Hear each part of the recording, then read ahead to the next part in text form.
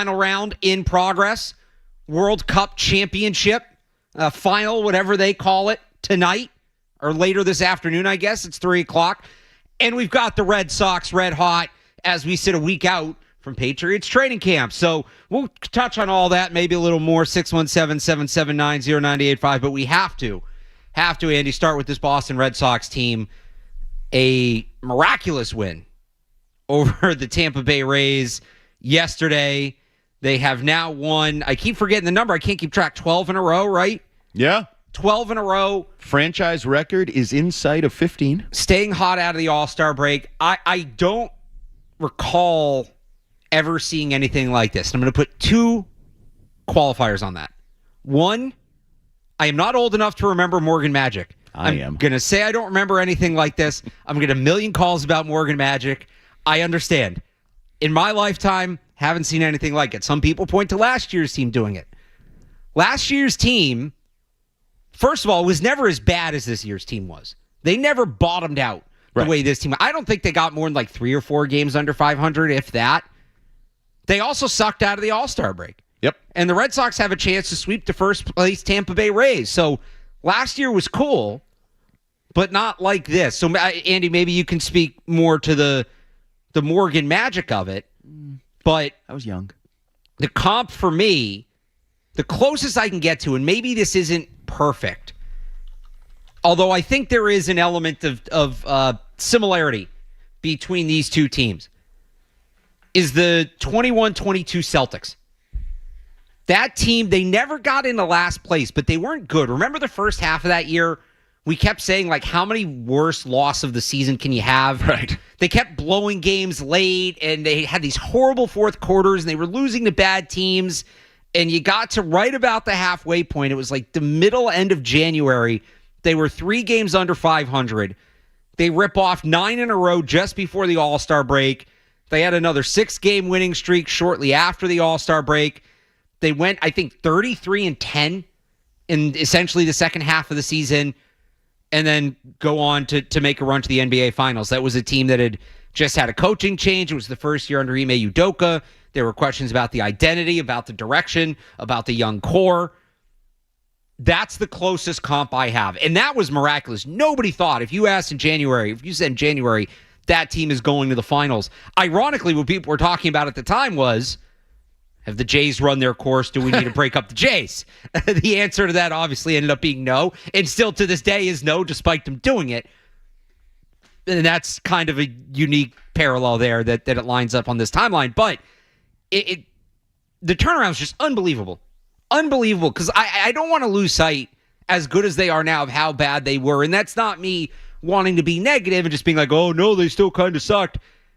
It's night and day. It's two completely different teams from the team we were watching as recently. Andy, they were in last place in the American League on June 24th. That's less than a week. That's less than, 3 weeks ago we figured this out? Yep. There's probably food in some people's refrigerators that they bought around then that still isn't expired. Absolutely. When they were in last place. And if they win today, they're the 6th team in the American League to reach 50 wins this season. It's unbelievable. It really is. And then when you delve into the detail, Morgan Magic, I remember it. I remember it being a thing. I don't really remember the details of it and how it came about, but I remember the energy. And it's funny, we don't have I know my guy Jake Seymour tried to say they're the try-hard Tracy Sox or something. I've seen the Tracy turnaround. Yeah, there's got to be some of that coming to fruition, especially in this era where everybody sells T-shirts and crap online. Like, make some money off this and have some fun with it. What shirt are you wearing, by the way? The truth is never me. And it says what on the back? Jumbo. Okay. It was a gift. Yes, the era where everybody's selling shirts. Yes. Continue. But the thing that makes it's inexplicable is I know manager changes sometimes give you a little jolt, but this is more than a little jolt. Right. This is more than that. And then if you start delving into the details, you're a less talented team than the one that sucked. Right. That's a fact. The ace out, hasn't pitched in months. The upstart, maybe we were talking about Roman Anthony as an MVP candidate. What year? And when's the last time he even swung a bat? Not in a game, just at any point swung a bat. His finger hurts. He got a boo-boo on his finger. Marcelo Meyer was supposed to be a big part of this. Trevor Story, we heard about how there's going to be a Trevor Story turnaround. Yeah. They start winning now, and everybody's taking them with y'all, by the way. I never want to see Trevor Story in a Red Sox uniform again. That would be organizational malpractice You don't if like we Unk? see him back in the lineup. Unk? Not a fan. You know what, Unk? Not at this point in his career. The best visualization of what we're talking about here is, so I was on the air yesterday. Yeah. Red Sox was on. The pregame show starts, and their graphic open, and they haven't updated it clearly. None of the players are contributing. Most of them are hurt, and I Right. think the one that's actually playing is Jarren Duran, who you don't really want necessarily playing. He's batting No. 192 or whatever the hell it is. So they're whole open as you flash Crochet and Anthony and Story and all these. Maybe Wilyer Abreu is in it. Maybe he's the one guy who's, but Right. like that shows you Jahmai Jones. Red Sox fans, call in if you know who Jahmai Jones is, because he helped you win a baseball game yesterday. He was the first of the 3 times you came back via a home run. He was the first 2-run home run. And it's like, when did he arrive on the team? Who is he? What does he do? And you said today's He's lineup? hitting lead off, and he's your designated hitter. Know him, love him, live him, and that's so symbolic. I said to Jake yesterday, the funny thing is, this ties into me sort of a little thread here. And I'm not saying this is the reason for the turnaround, but the Red Sox sort of are Caleb Durbin's team. He was horrific to start the year. Right. Horrific. And then he goes on that stretch where he was one of the hottest hitters in baseball. Well, and let's add that he goes outside the organization. Oh, yeah, he had to help. get a hitting coach down the street. But I think that ties into what this team is, because they went Right. and got another manager, and mid-season, they've turned over their coaching staff. And he is as hot as anybody, and yet in the midst of that, you look up and he's still batting like 223, and you're like, wow, he really dug a hole for himself to get this hot and still have an average that low. And that's where the Red Sox are. Like, to just cross over 500, right? To just get to above Right. 500, having won, 17 of 19? They're Yes. 17-2 in their last 19. That's ridiculous. That is ridiculous. So 19 games. That's 1/8 of the season, basically. And they are doing this with scrappiness and duct tape and 4A players. Yeah, and that is one of the interesting storylines that I think we can move forward talking Yeah. about, because I found it very interesting that Jen McCaffrey wrote in her recap of Friday's sweep of the doubleheader. At the end of it, she kind of said, and they're doing this with all these injuries and what those guys are doing. And then she said, those guys will all be back at some point. And I was like, oh, is that a given? That those guys are all going to be back at some point? Because that's a challenge for Chad Tracy that he probably never thought he'd have to deal with. Who do I bring back? Where do I play them? How do I play them? Do I bench guys that have created this snowball of success for the baseball team? How do you pick your spots? Like, obviously Garrett Crochet. Right. If he can pitch, he can pitch. But Trevor Story, you just said it. You never want to see him again. No. Does he ever play again? How do you work a Roman Anthony back in the lineup if he becomes a thing? Do you worry about Roman Anthony and Marcelo Meyer getting back together and hitting the nightlife again? And is that some negative drain on the win hard, try hard? It's really an interesting dynamic this team has. So I want to touch on that. We only have like 2 minutes before the break. Put a pin in that for a second, just to kind of lead into that. The Red Sox opening day lineup. Because this is the big point I don't want to lose sight of for multiple reasons. One, how impressive this is, and two, the decisions that have to come moving forward, like you alluded to. Red Sox opening day lineup. Batting leadoff in left field, Roman Anthony. Yeah. Haven't seen him in months. No. He's Short- not even in this state. Nope. You can't be. Not allowed in this state.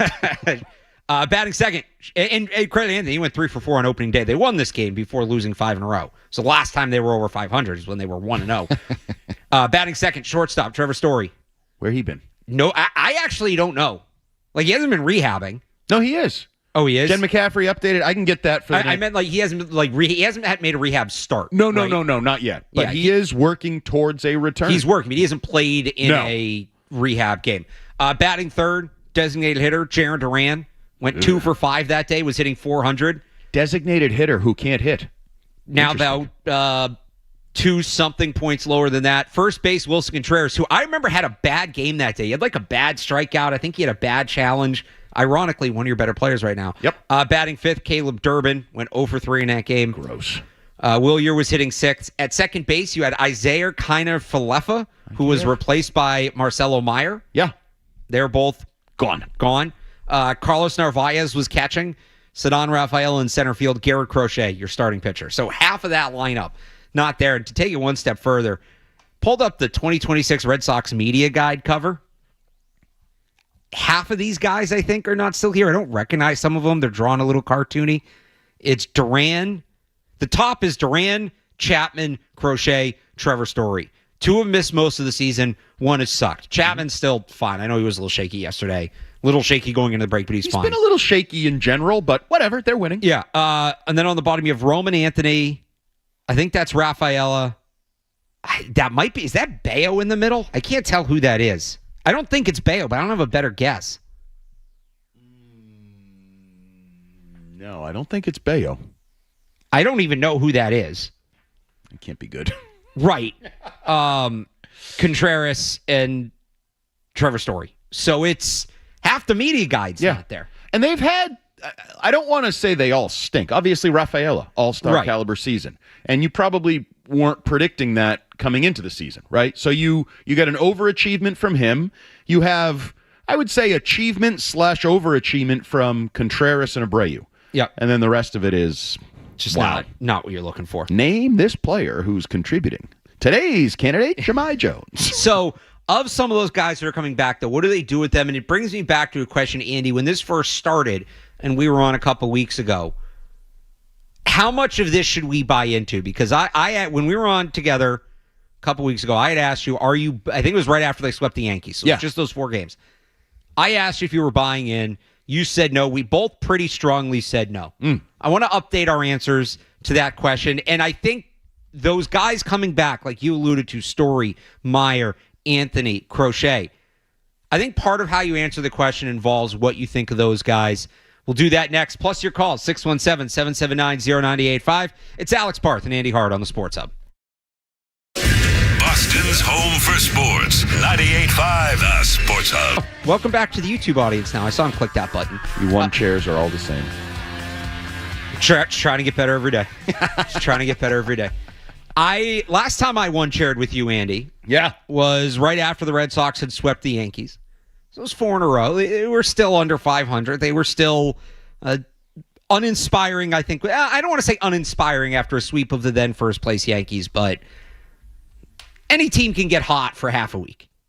In fact, every team, even the crappiest of teams, usually get hot at some point over 162. Days. Yeah, so... But it was a sweep of the Yankees, and they got hot going into the break last year. And so I had asked you, are you buying in? Remember that last game of that sweep, they won in 10. It was a great back-and-forth game. People were saying at the time, well, that's the kind of win that turns your season around. Yeah. And it was like, they're 10 games under 500. What are we doing here? Hands up, we were wrong. They've turned it around. Yeah. Whether they keep on this trajectory or not, we'll see. But you cannot say that the Red Sox did not turn their season around. So I ask you, Andy, this is fun, and they're certainly they're not in the mix for a playoff spot. They're there. They own a wild card position as of today.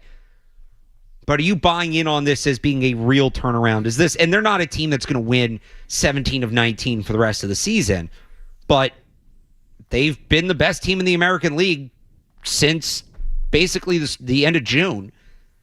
They look like, if you just take the last 2 weeks, they look like a contender. Are you buying in on that, or will water find its level again?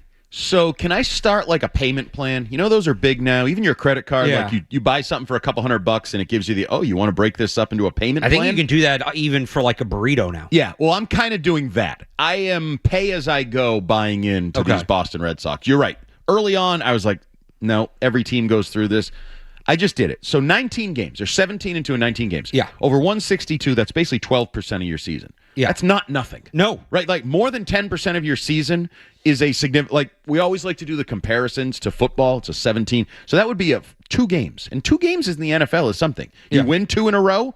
All right, you got a little momentum. You lose 2 in a row, people are asking questions. So 12% of the season, you've been a good baseball team. I think if you win 2 in a row in the NFL, you just have to go 500 the rest of the year to finish with 10 wins, right? Right. Like so it matters. And so this definitely matters.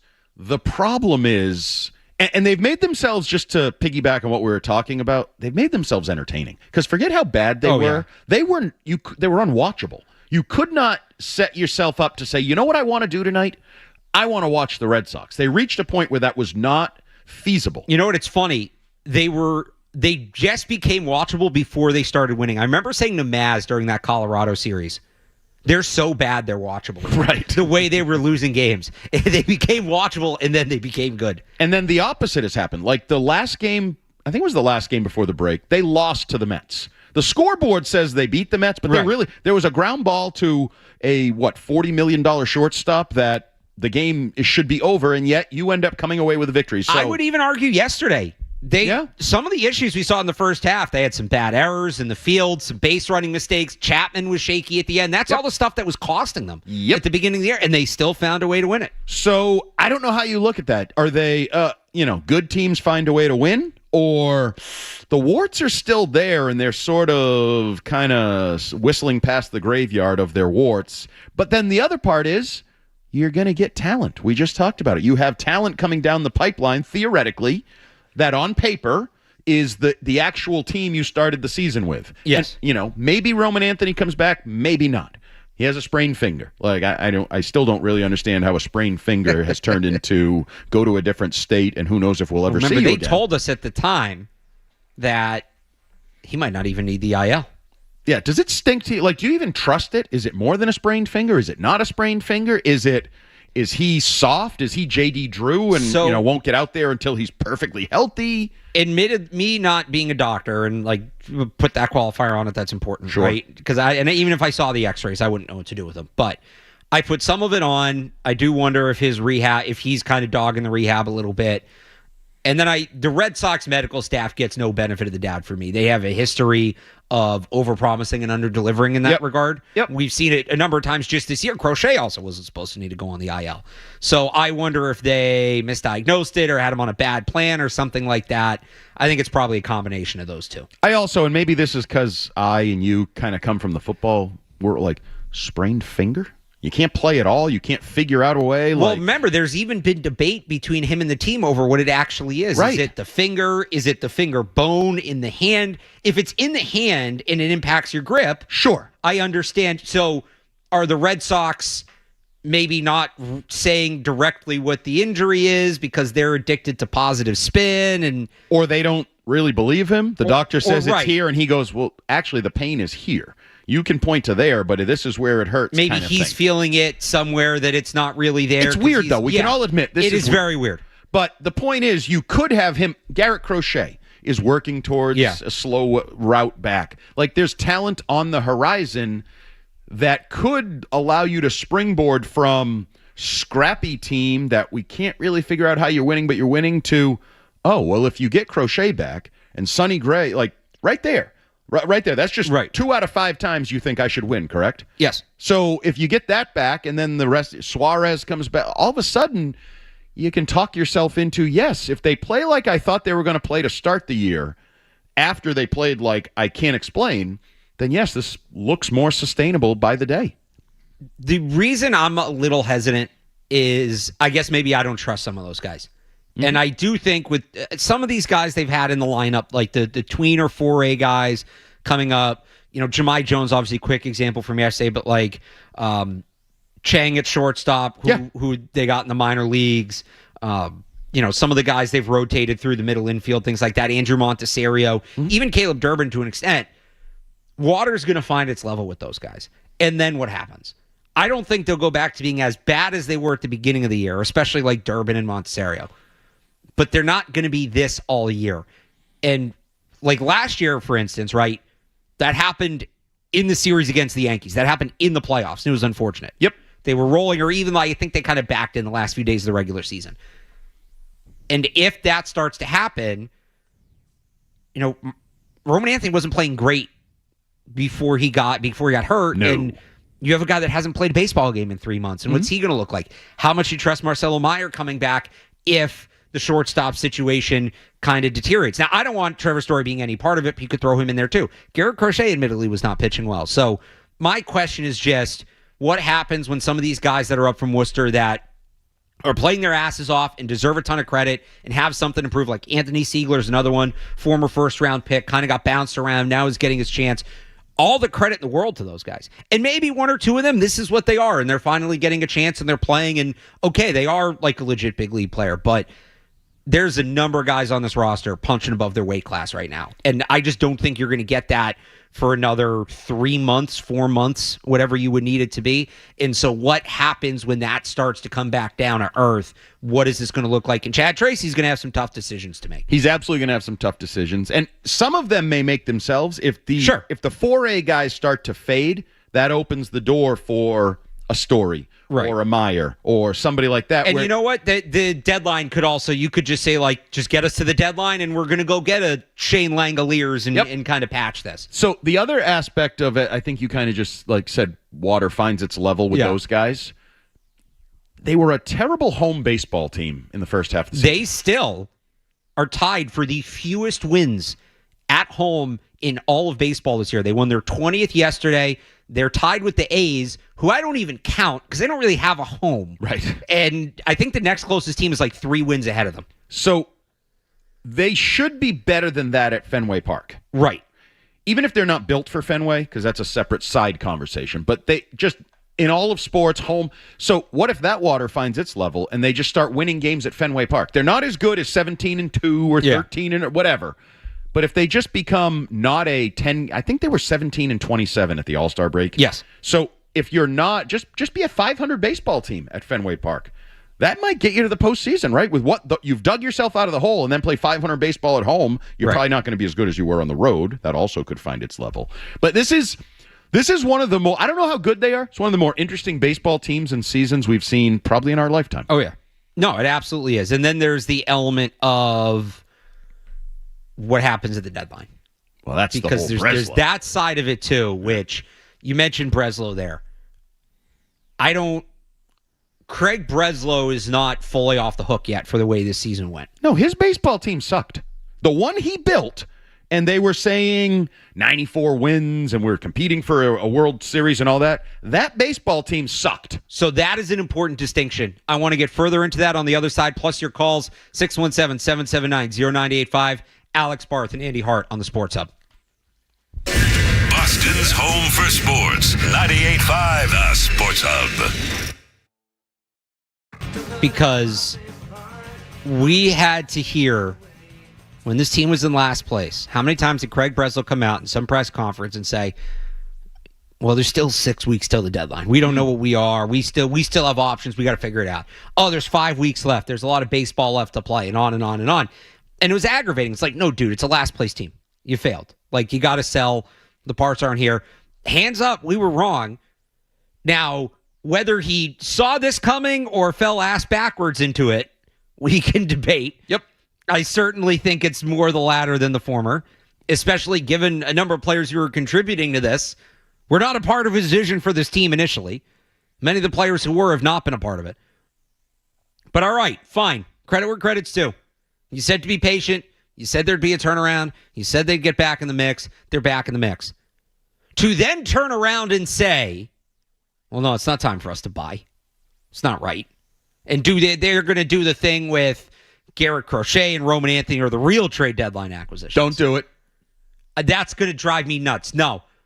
This team played its ass off for the last 2.5 weeks. I know we got another couple weeks before the deadline, and I don't know, maybe they fall apart from here. But if they continue on this trajectory, right, you have to invest in this team. You have to do it. How many times have we seen them be kind of teetering at the All-Star break and they're getting better? They don't get the help and it falls apart.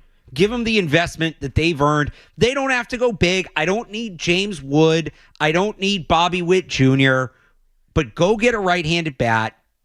Go get a middle infielder. Just capable MLB players to sturdy this thing up. Because as good as they've been, I don't know that it all feels sturdy right now. It still feels a little like a house of cards. Yeah. Go sturdy it up at the deadline. I don't want to hear them come out the day after the deadline after essentially doing nothing. Well, we got Jahmai Jones, and look, he's hitting leadoff. No. Go add 1 or 2 legit real major league players. You were right in telling us to wait. Fine. We were wrong about that. This still could be a team worth investing in. Now it is. You told us to wait because it might be a team worth investing in. We'll then invest in it when they've proven to be that. Yeah, I think they are literally a series win away from you have to be buyers. So, because the caution coming out of the All-Star break, especially given the team's history and the shakiness of the structure that's led to the 9 straight wins heading into the All-Star break, there was some veracity to all of that. And now, I joked yesterday, we knew that the best team in the American League was going to open the second half of the season at Fenway Park. Yeah. It's supposed to be the Rays. Right. It is the Red Sox. Right now, you just said it. They're the best team in the American League. You know, that's inarguable, and they win the first 3 games, so they already won this series. Yep. Right? You have Baltimore, which is actually, they're kind of hot themselves. I think they've won like 6 in a row. I think they have the second longest winning streak in baseball, Baltimore. You have Baltimore and you have Toronto. Win one of those series, so you got 3 wins, you get 2 more, like 6-4 in the 10 games, even minimum. You have to buy this team because they're not falling apart. Maybe they are not keeping up the torrid, ridiculous pace of 9, 10, 11, 12 wins in a row. But if they don't fall apart and they're just a good baseball team coming out of the break, you absolutely, and whoever that is, you say Breslow, John Henry, I don't know. Because I don't know if Breslow has all the yoke to do what he wants to do. Heading into a trade deadline with his future uncertain, because has Sean McAdam, has he updated his, like, it would be nearly impossible for Breslow to save his job? I don't think he has either. And the other factor I throw in here, and I don't know if this interests you at all, but heading towards a work stoppage.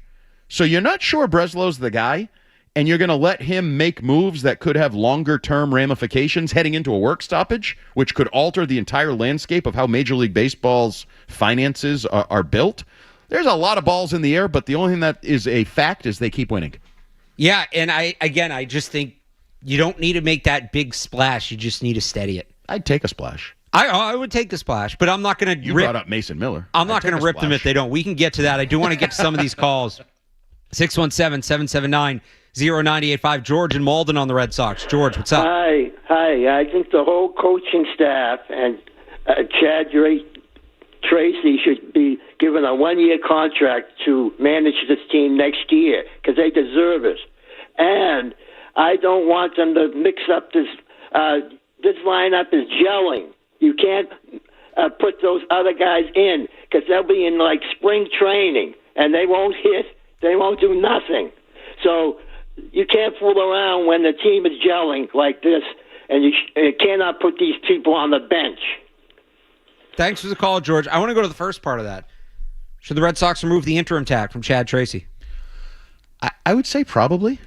And now I think you got to give him a 2-year deal. I don't think you just give him a 1-year deal. What are you, the Portland Trailblazers, and we're just going year to year? I don't think that would be fair to him. Invest in him. Give him a 2-year deal. Take the interim tag off. That would be a first step. What was the word you said? They're shaky. It's not very stable. What, the structure? It's not sturdy. It's not sturdy. Yeah. Wouldn't making your manager the manager, wouldn't that be a way to sturdy it up? Isn't that like a cross brace on the? Like, I guess I more just meant talent wise. Again, it's just like some of those guys you're kind of waiting to see that. But they're his guys, aren't they? They are his guys. That's He's fair. managing AAA talent at the big league level. Maybe that helps them. So, yeah, no, I mean it definitely doesn't make it any less. It I think legitimizes what they're doing. I think it would not that what they're doing is illegitimate. I mean the wins are the wins, but I think it adds an element of legitimizing this whole streak and all that. Yeah, I think he's done enough in the world, of sports. It comes at you quickly. Now, the other thing that just jumped into my head, would they ever so he's the interim manager. Right. If you give him a 2-year extension, do you have to pay him during a work stoppage? Would that ever be a consideration? Like, if I have a staff that's not under contract, then I don't have to pay them during a work stoppage here. I don't know how that works. So, like in football, the coaches have their own union, and it's a separate thing. Right.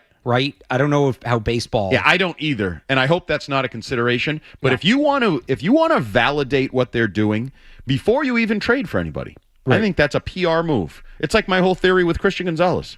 If you can sign him right before camp, there's more value to that heading into camp than just your cornerback getting his contract. If you give Chad Tracy a 2-year contract, take interim off, I think there's value in that. I think that certifies, to make up a word, If Brad Stevens can make up words like optionality, I can certify things for the Red Sox. Well, and the other thing is, it's not like they're just playing well and he's sitting there in the dugout. I think the way he's managed this team, some of the in-game baseball decisions that he's made have been great. And they some of their approaches, their approach to bunting, their approach to extra innings, right? Alex Cora's play for 2. Chad Tracy's just getting that one running and all of that. Because that's what I think gets lost in it. I think Chad Tracy's been a good strategic manager. Yeah, he's put his stamp on it. Yeah, I don't think he's just been a rah-rah guy. I think he's impacted the way they play the game in a positive. Now, I would say an argument against giving him the job and taking the interim off is what we just talked about. He's sort of managing a minor league team at the major league level. Do you wait to see how he deals with Roman Anthony, Trevor Story, Marcelo Meyer, even though some of those guys he has I think that was the whole point of him getting this job when Cora got fired, right? Was that those were his guys. Right. Garrett Crochet. Like, to some extent, he's working with what he has right now. Yeah. He doesn't really have a lot of options. When he starts to have options, how he handles those options and manages the clubhouse around moves that may not be popular with everybody in the clubhouse. Even Yoshida is a guy who is now your full-time DH and is helping you win baseball games. He is helping you win baseball games right now. How do you deal with that when Anthony comes back and now you have this abundance of guys and you're rotating guys through the outfield and the DH spot and thing? So an argument against giving him the full-time job would be, let's see what he does with a full-time team as the full-time manager before we give him the full-time job. Well, I almost wonder, could they, and I know we kind of joked about the one-year contract, could it just be a symbolic thing? You just remove the interim tag for the rest of the year. Yeah. I don't know if I... That is very red. That would be a very Red Sox thing to do. That's like half-assing it at the trade deadline. That's kind of middling it. Right. And, yeah, I don't think that would be a good idea. I think if you want to do that, then invest in him and empower him. Okay, I'm arguing with myself on the radio. It's a Sunday. What do we do? The flip side of the flip side is, if you empower him as the manager, maybe the decisions about an Anthony, a Crochet, a Meyer, a Duran, those things are easier for him to make with the validation, the cachet of, I'm not only the manager right now, I'm going to be the manager here for a couple of years. Because if you ask an interim manager to do that, maybe now there's a little bit of a measuring contest and pulling rank, and an unk like Trevor Story is like, I'm not going to listen to you. Right, well, you talk about his ability to manage the players. If he tells them something they don't want to hear, whatever, F you, you'll be gone in 2 months. I'm going to do what I'm going to do. The old Tom Curran to Monty Beisel. I'll be here longer than you will be, so move your on out. But if he's the guy and, they don't like it, then he can kind of pull rank on him. And I think you should give him I think it would be a nice step. It would probably also, when you wait to do that, wait till they lose. Wait till they lose. Maybe wait till they lose 2 in a row. And then pull the interim tag and make him the manager. And so then you get that bump. Yeah, you get a nice little bump there, and it bridges you to the trade deadline. It gives you a little PR angle between now and the trade. That's what I would do. You're assuming they're going to lose between now and the trade deadline. I feel like they're due. I do think they're. I thought yesterday was it. Really, they started throwing the ball around. What was that Chandler Simpson stole 2 bases? They throw the ball. Narvaez throws the ball in the left field. Right. And I believe I read it was their first comeback of 3 runs or more. Yes, they were the only team in baseball that hadn't done that yet. So they were due to lose. But they're a different team. They don't lose under Tracy. When you're winning the ones you're supposed to lose, that's a sign that things are really turning around. They should have lost yesterday. They were not the better team yesterday. Outside of that 7th inning, they were not the better team. That also means you could argue they should have lost 2 of their last 4. So maybe they're trending, including the Mets one. The Mets one, yeah. So they're trending in the wrong direction. Are they trending the wrong way, or are they mentally tough and weathering the storm? I'll tell you in a couple weeks. Right, that's what we're going to find out. We'll see if they can get it today. And they're winning at home. They're winning against division teams. These are things that they haven't done. But I still think some resources have to be on the way. There's one name or 2 names that I think we're both interested in. This came out late this week that I want to touch on. 617-779-0985 if you want to weigh in on the Red Sox. 2 more baseball talk on the way. It's Alex Barth and Andy Hart on the Sports Hub. Boston's home for sports. 98.5 The Sports Hub. Dave in Providence has a trade for us. Dave. Hey, what's up? Hey, Barth, sorry about that. I just want to say you're one of my favorite guys in Boston sports media, and I appreciate everything you do with football, baseball, and everything. Thank you. I think it's so clear that Langoliers has to be the trade deadline target. You have a right-handed power bat who's only on the A's on a 1-year deal. He makes $5 million. I don't know if he's an RFA. I I saw he's eligible for free agency in 2029, but if we could ship out a catching prospect, or honestly Narvaez, who's, I don't know, I haven't liked his body language all year. I think that would solve two birds with one stone, or whatever the expression is. You have a right-handed power bat, a good catcher, and a guy that I think fits in with our culture. And that's it. Thanks, man. Thanks for the call, Dave. Andy, how do you feel about Shea Langoliers on the Red Sox? It's fine. I mean, I think that I agree with him on Narvaez. I don't know. Narvaez hasn't been what he was trending toward being last year. Yeah. Some of that, I don't know if that's internal. That was one of the hiccups early in the season with Alex Cora, right? Like, there was some different stuff there. That's a fine trade. I don't know if it he has like 20 home runs, so he gives 22 home runs in 88 games. He's also somebody I think that could DH potentially. Yeah. So I would take that. I don't know if it's the most exciting or if it'd be the best move in my eyes, but I would take that. To me, that's you added to your team. That is one of those moves that I think is a steadying move. Yeah. It's not flashy, but I would say if you do that and then add a middle infielder, you did okay. You did okay at the deadline. I don't think it's reinventing the wheel, but I think that would be about right for what this team is in the position they're in. Let me ask you one question, though, just on the idea of adding a catcher. Yeah. Are you a believer when the strength of your team has been pitching and all, Sonny Gray, great year. The young guys that have developed a relationship with this set of catchers, would it be a concern for you to upset that apple cart just a little bit midseason? A little bit. That's why I would almost add him to DH. Okay. And just get that power. And maybe he catches here and there. Maybe ease him into it as the season goes on. But I would DH him to start and then go from there. The other trade that was thrown out there this week, and this was not in relation to the Red Sox. This was thrown out in general in the San Diego Union Tribune, noted that the Padres could be buyers or sellers. They're 3.5 games out of a wild card spot as we sit here right now.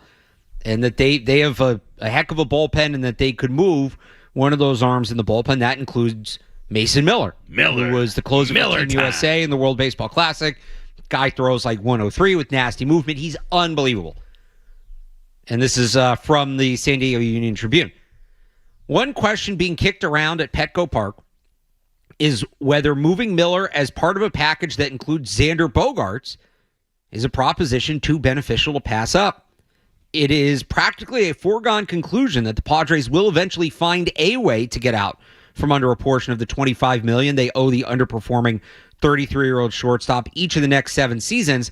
If someone were willing to take on some of Bogaerts' salary, and Bogaerts waives his no-trade clause, it might tip the scales. And I'll add, too, that Miller's also under team control, I believe, through 2029. Okay. So there's arbitration. You need to figure out deals with him, but he is under team control.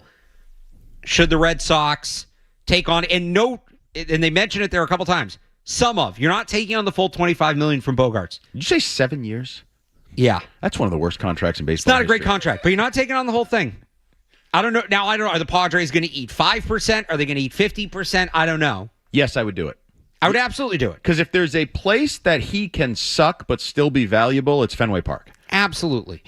I think people forget how popular he was, first of all. Yep. And I can tell you, father of a son of that generation, like Bogaerts was really beloved by a lot of people in Fenway Park. We talk about leadership. You don't want to see Unk Story come back at all. You want a veteran you didn't bring back Bregman last year, and you want some veteran stability around Anthony, in the room.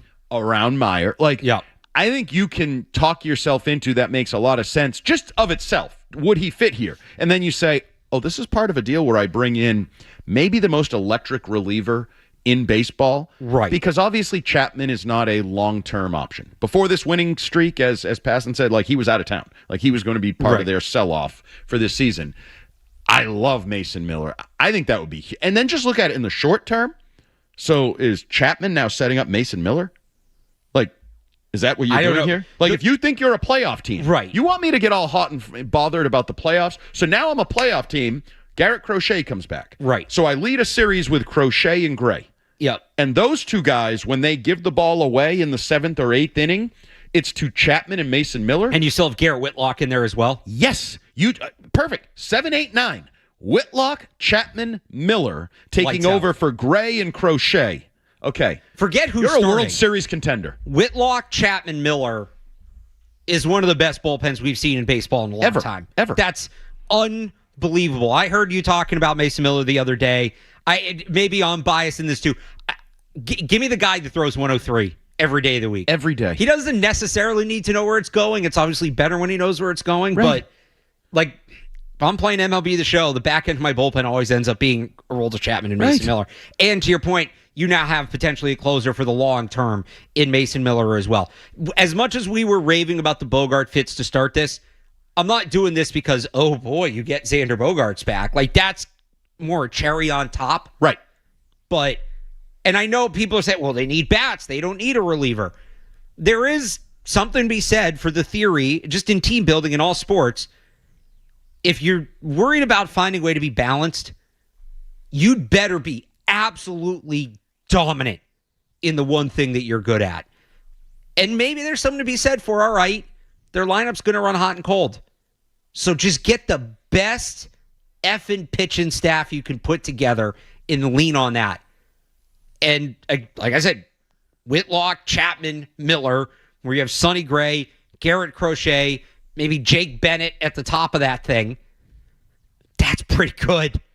That's pretty good. You're going to have the best pitching staff in any series that you're in. And in theory, I think Bogarts is better here than most places. Oh, right? yeah. Thanks to the wall. But also, let's just say he's not good.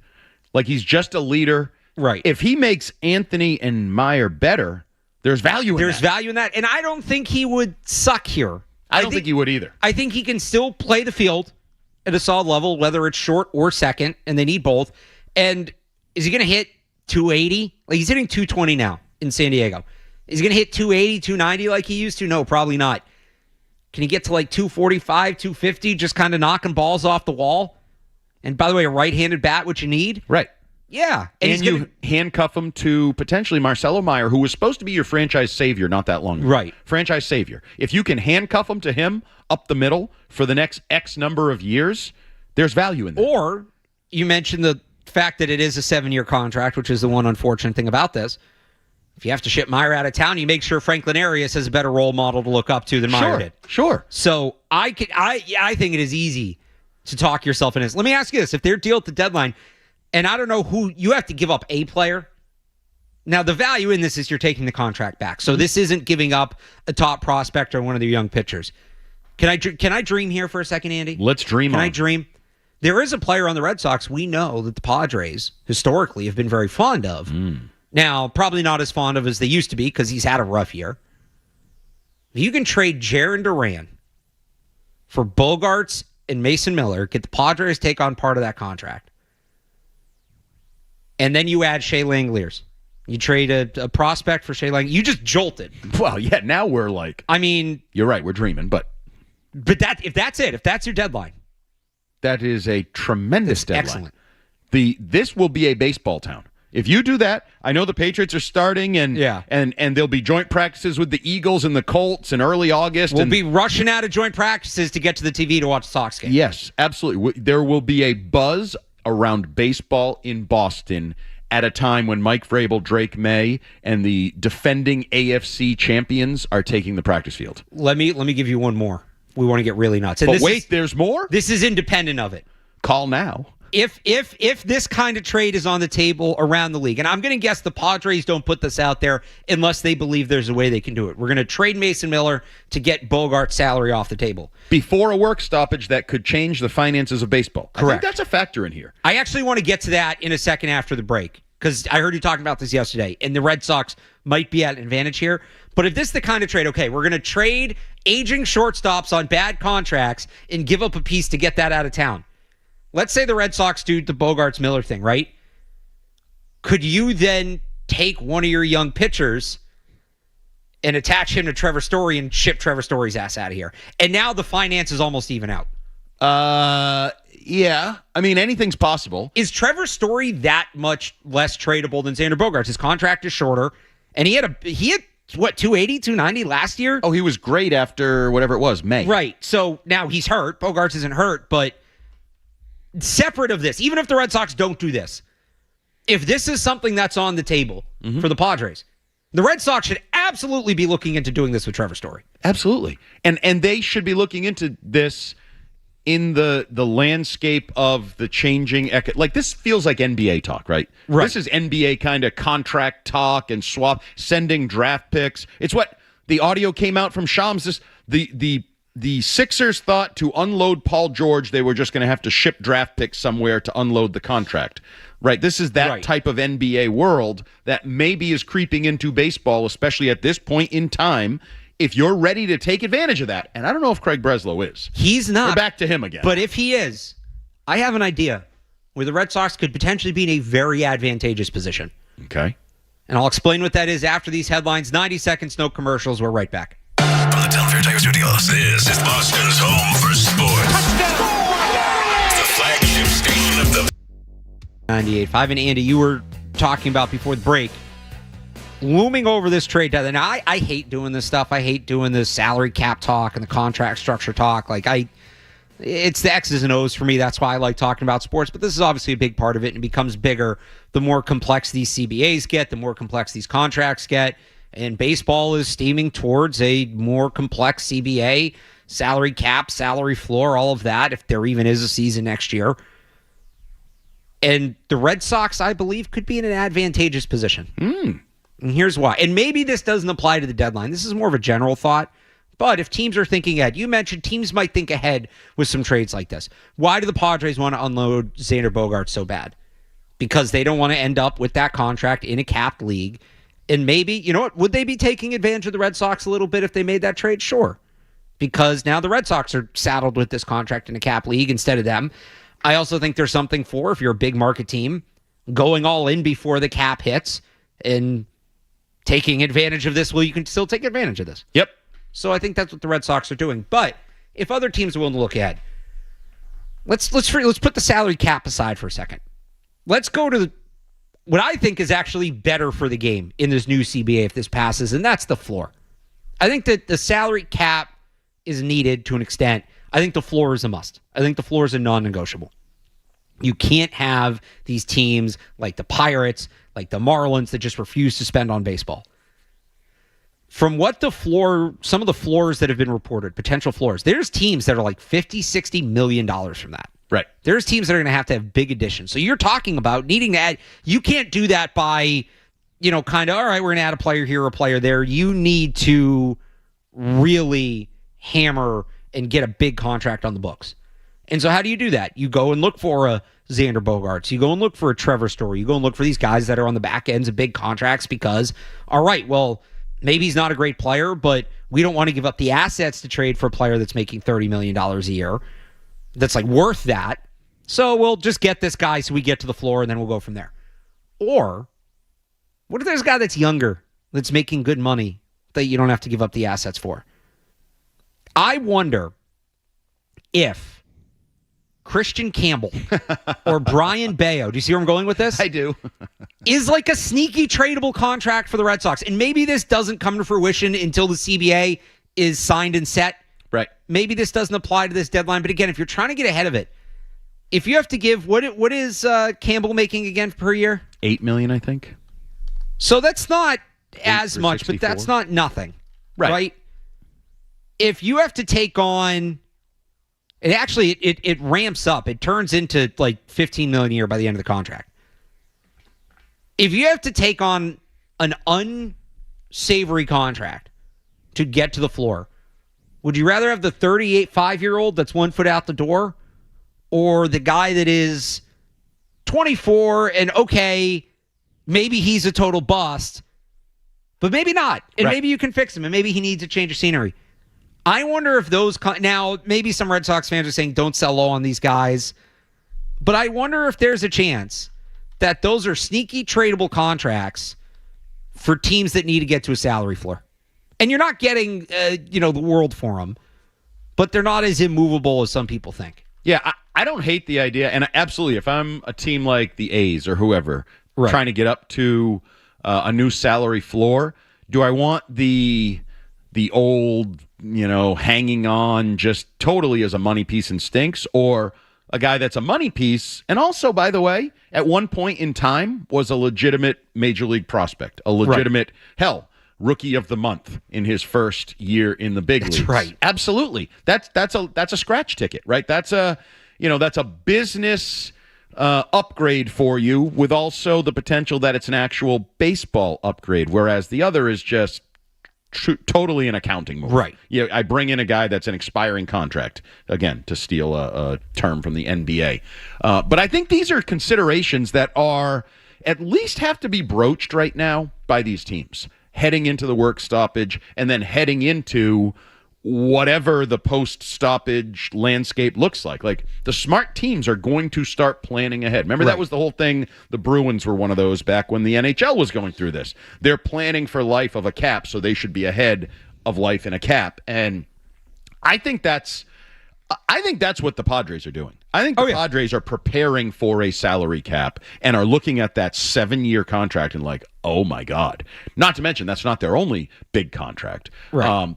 But if you can take advantage of that, if you're in the position, it's sort of like these people. I don't know if you know anybody like this. I know some people that carry cash because they believe, like, you never know, you're driving by and some dude is selling a jet ski because he just flat out needs cash. And you've kind of been looking for a jet ski, but you didn't really have the money, but you have $3,000 in your pocket for a $7,000 jet ski. And you just kind of dangle it in front of the guy and the guy goes, I'll take it. Right? Like, there's those people that live that cash world because cash is still king.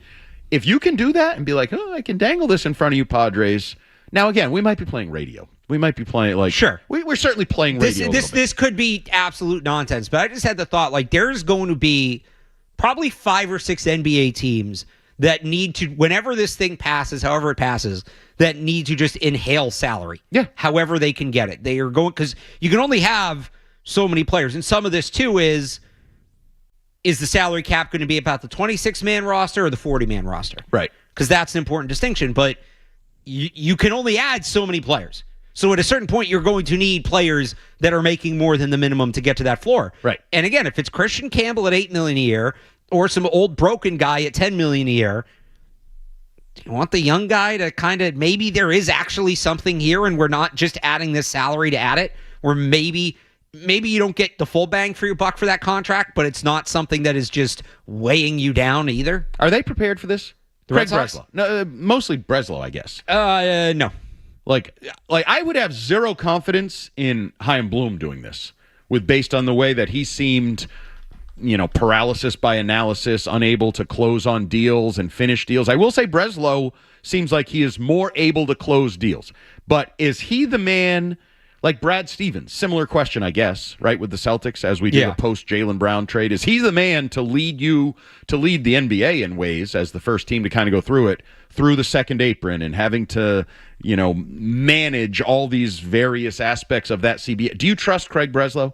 Jimmy Stewart wants him to be extended right now. We're talking about Chad Tracy not being the interim. Right. Jimmy Stewart wants to just flat out extend Craig Breslow right now. Do you have any faith in Craig Breslow? Because I do not personally. I don't. I do wonder if that's more about the Red Sox, though, than it is about Breslow specifically. When's the last time the Red Sox had a good trade deadline? You want to run through some of these? Sure. All right, we'll do that on the other side. We've got to hit a break. When we come back, best Red Sox. The Red Sox need to have their best deadline since the last good. And I'm doing this blind. I'm pulling up the list here, so maybe it's more recent than I think, but we'll see. Best Red Sox deadline since. Can they pull it off? We'll discuss that on the other side. Plus your call, 617-779-0985. Alex Barth and Andy Hart on the Sports. I don't know how you feel about that. Maybe I'm being too traditionalist. I hate that. I get when they don't want to do it on a Sunday because all the teams play during the day, so they would do August 1st if July 31st was on a Sunday. Outside of that, it should be July 31st. Why are we doing August 3rd? What is this? I don't have the answer. Hadn't really thought about it. Doesn't really bother me. I'm annoyed by it. July 31st, that was always like that date stands out on the calendar. It was like trade deadline. But I guess we're waiting a little bit. Maybe it helps the Red Sox, though, because they can win more games. You had asked. Wow, how the tide has turned. Well, I've always believed when it comes to the trade deadline, people act like that's the day to act. That's the last day you should be acting. Especially if you're the Red Sox, who are chasing, they got to play catch up here. because they had such a bad start to the season. Let's say you're trading for Shea Langoliers, right? We'll just use him because his name's been out there. You're trading for him because he's going to help your team and help you win more games, right? Sure. Wouldn't you rather have, let's say I'm trying to think, usually I do this with pitchers, but they don't need pitchers. Wouldn't you rather get another 40 at-bats out of him? Really get your money's worth? Oh, yeah. If you trade for him 2 weeks earlier? If you want a guy, right, then I want him sooner. Right. And be aggressive. Then you get to set the market. Absolutely. You don't have to react to what the market looks like. And oh, by the way, if you end up trading early and sucking, the Braves did this. This was probably 5-6 years ago. I don't remember who it was, but they were kind of like the Red Sox. They were in the mix for a wild card picture. They certainly were in it, but they weren't safely in the playoffs. And at the beginning of July, they traded for some pitcher. They had a horrible July. And you know what they did? They flipped him. They traded him away at the deadline. Right. They became sellers. You can still do that. Yep. So I'm all for acting sooner rather than later. Most teams don't act that way. Everybody does the deals maybe the 48 hours before. Because they're afraid to set the market and get burned and look bad if you overpay in the market. If you make a good trade, if you acquire a good player, okay. The rest of it is kind of details to me. And I know there's obviously the glaring trades, and around here is one of the worst of all time, Jeff Bagwell. There's certain things that are held against you. But if you're a buyer, right, and you add a good player to your team that you think helps you, you're right. Get him sooner. And the details of the trade are kind of minutia.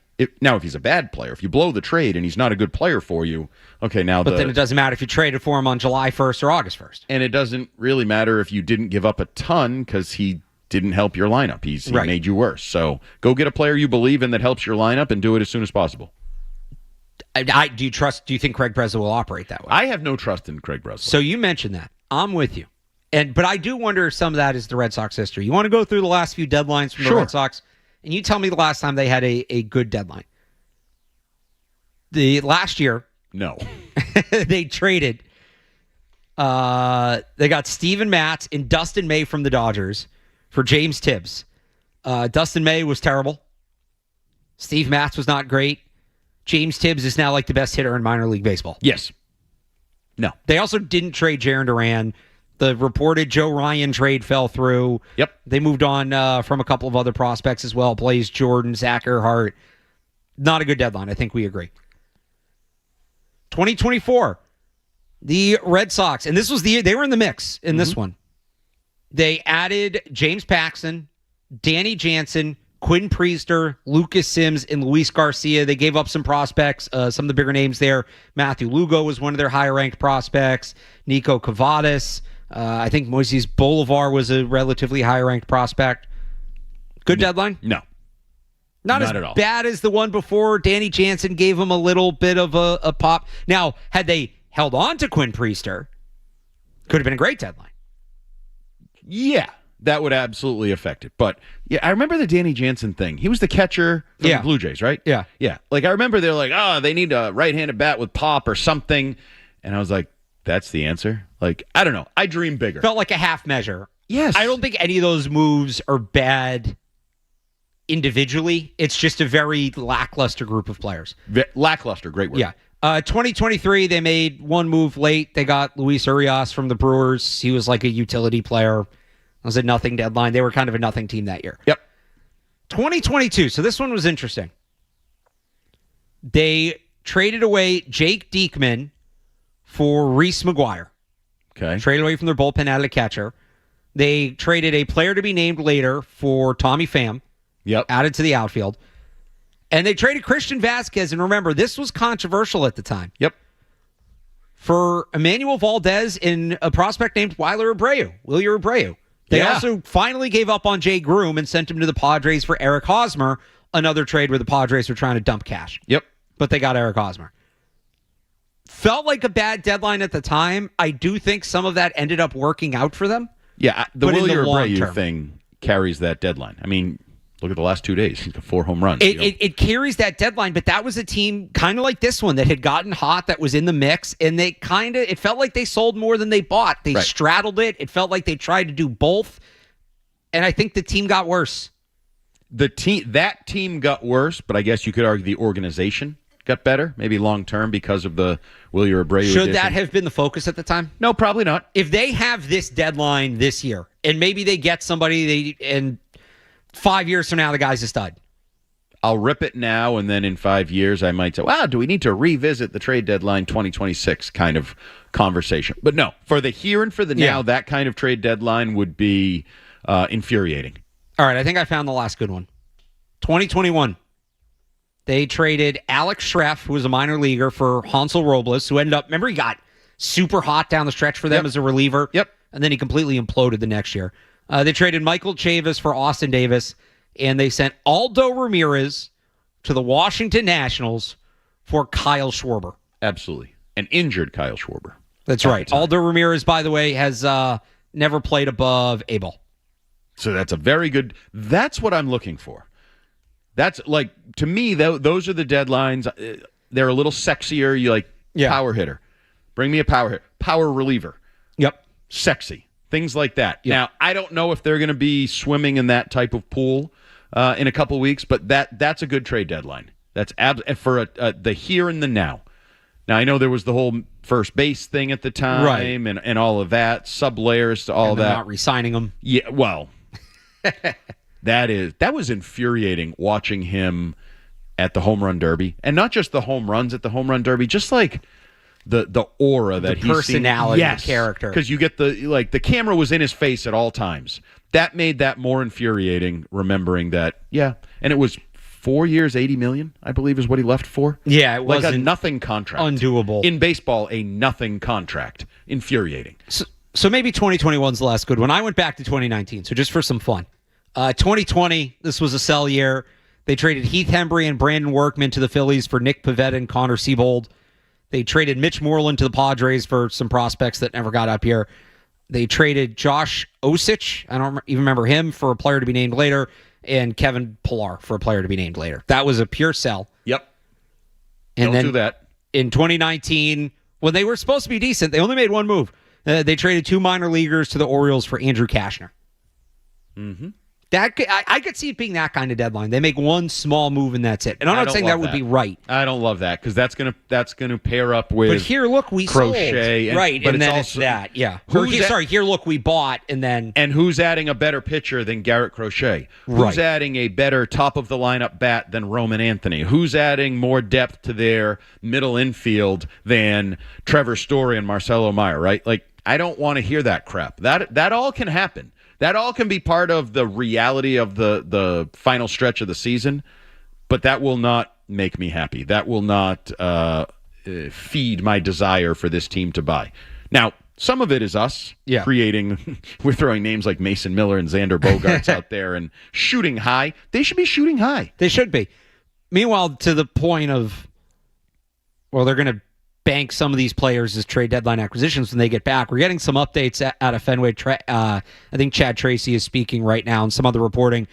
Milliken passing along from Alex Spear. Roman Anthony still isn't swinging down in Fort Myers. Jesus. Chad Tracy says the plan is for him to start swinging once he's pain-free. Much different than how they originally approached the injury, where pain tolerance was a big factor. Also from Max Cerullo, covers the Sox for the Herald. No update on Ranger Suarez just yet. He's scheduled to throw a side session today, and the club should have a better idea of his next steps depending on how that goes. So Roman Anthony cannot swing a bat. Not even dry swings. Was that the phrase that was used with? I think so. Not even dry swings. Not until he is pain-free.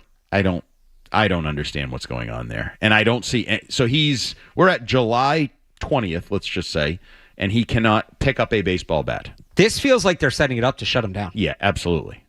And I know Jen McCaffrey wrote something to the effect all these guys are going to return at some point. It feels like we're not going to. Did she say at some point this year? Yes. Okay. Yeah. No. She meant not ever. Not career ending. This year. And Roman Anthony was in that group of names that was included. But I agree with you. This feels like they're going to shut him down. And I don't know that that's the worst thing. I think you might have asked me this. Do I want to see him at some point? I'm not sure I do. I'm not sure I do that he is the right guy for the right time. And we had the caller earlier, like you're going to bring these guys back and replace guys that are performing and gritty and doing things well with a guy who, A, wasn't that good when he was here, and B, literally hasn't touched a bat in months. I'm not sure it makes any sense. I'm with you. And because when he does come back, what's he going to be like? Right. He hasn't played. He hasn't played baseball in months, and yeah, he'll have rehab games and things like that, but that only goes so far. You want to weigh in on it out there on the Red Sox, 617-779-0985. We've been Red Sox heavy. I do want to get to some Patriots stuff, though. Also, great drama at the Open Championship right now. We'll touch on that, too. It's Alex Barth and Andy Hart taking up until 2 o'clock on the Sports Hub. On the Sports Hub. Andy, I understand that you have a reaction to this. Yeah, I think this continues the uncomfortable, unfulfilled post-playing career for Tom Brady. I don't know what he's doing. I mean, maybe he's trying just to get a check. Certainly Florio, that's exactly what he wrote. And it's hard to argue against that with everything we've seen him do and spread himself so thin, seemingly in the pursuit of money and not in the pursuit of, like, if he wanted to he wants to be a successful executive, try to make the Raiders good, take the credit, even though he's only a minority owner. Right. Then you're not taking the check from Fox for $37 million to bounce around the league for NFL games, and you're not pushing. Well, unless you think that kind of access is going to help you. I guess. I mean, maybe, but I don't see how it can. Like, don't you want Tom Brady, the ultimate winner, the ultimate culture setter? Isn't the only way he sets a culture in Vegas by being in Vegas? Not traveling Thursday, Friday, Saturday, Sunday, or whatever it is. You know what I mean? Like, yeah, you could impart your aura. And I just think this flies in. He doesn't know what he's doing, flying by the seat of his pants. I've seen more and more on my Twitter feed, texts, phone calls of a lot of Patriots fans like, I love Tom Brady. I named my dog after him, my firstborn after him. Like, he gave me the greatest 20 years of my... But I don't really like Tom Brady now or what he's doing or where he's gone. I don't know. I mean, if they just build this up towards WrestleMania, and I didn't look this up. Is WrestleMania in Saudi Arabia next year? And we know he's already tied into the Saudi Arabian flag football event was supposed to be over there before it got hurriedly put together back in the U.S. But this feels like they're going to build up the WWE towards a Logan Paul, Tom Brady match at WrestleMania next April. And somebody was trying to, again, I didn't... Yeah, they already did the 2026 one, right? Yeah. So, yeah, the next one is in Saudi Arabia. Yeah, so this is all tied together. This is money. Remember he did that press conference with some sheik or whatever introducing the flag. So he's going to get a boatload of money. Big fat check. To go get thrown around by Logan Paul and then have some probably lame finish where he wins because he's the GOAT. He's Tom Brady. Right. He has to win. But, yeah, I don't like it. I've never... This has been him all along. Like, I always thought the TB12 thing, I called it a Tupperware party at the time, where he was taking advantage of fans' loyalty to him to sell them, $20 bags of nuts and all these things with his boy Alex Guerrero. It feels slimy. Well, he's an influencer now. It's very influencery. And I mean that he should be above that. Derogatorily. Yeah, I do wonder if some of it, too, is he was so locked in on football for so many years. This is him finally he wants to do other stuff. Yeah, I said to Jake yesterday, I find this sad because I don't think this is what he really wants to be. He thinks he wants this, and I use the example of, this is probably before your time, but I'm sure you've seen it, Super Bowl Media Day when he was asked about his hero, and he answered his dad and, cried at the podium on Media Oh, no, Day. yeah, I remember that. So if your hero is your dad and the world he lived in, family man, loyal husband, father, beloved by the family, the daughters, the son, the whole thing. Right. This is nothing like that. This is nothing like the guy you put on a pedestal as your hero that you would want to, I think, right, model your life after, dream to be. This is the exact opposite of that. You're globe-trotting, spread thin. Your family is not really with you, right? Like you see your family, but it's not a traditional tight-knit family. I don't know. It's weird. It's weird. It's a midlife. It feels like a midlife crisis for the greatest man on the planet. He was never really able to get some of the bells and whistles that come with being a celebrity when he was playing because he was so hyper focused on that. Now it feels like he wants to be a celebrity. He wants to do, again, the influencer thing. He wants to the Pauls, the Kardashians, like to that what are end? Just the people who are famous for being famous. I don't know what the end is. Maybe it's just the biggest check he can get. Maybe at a certain point he realizes he has enough money and he goes away.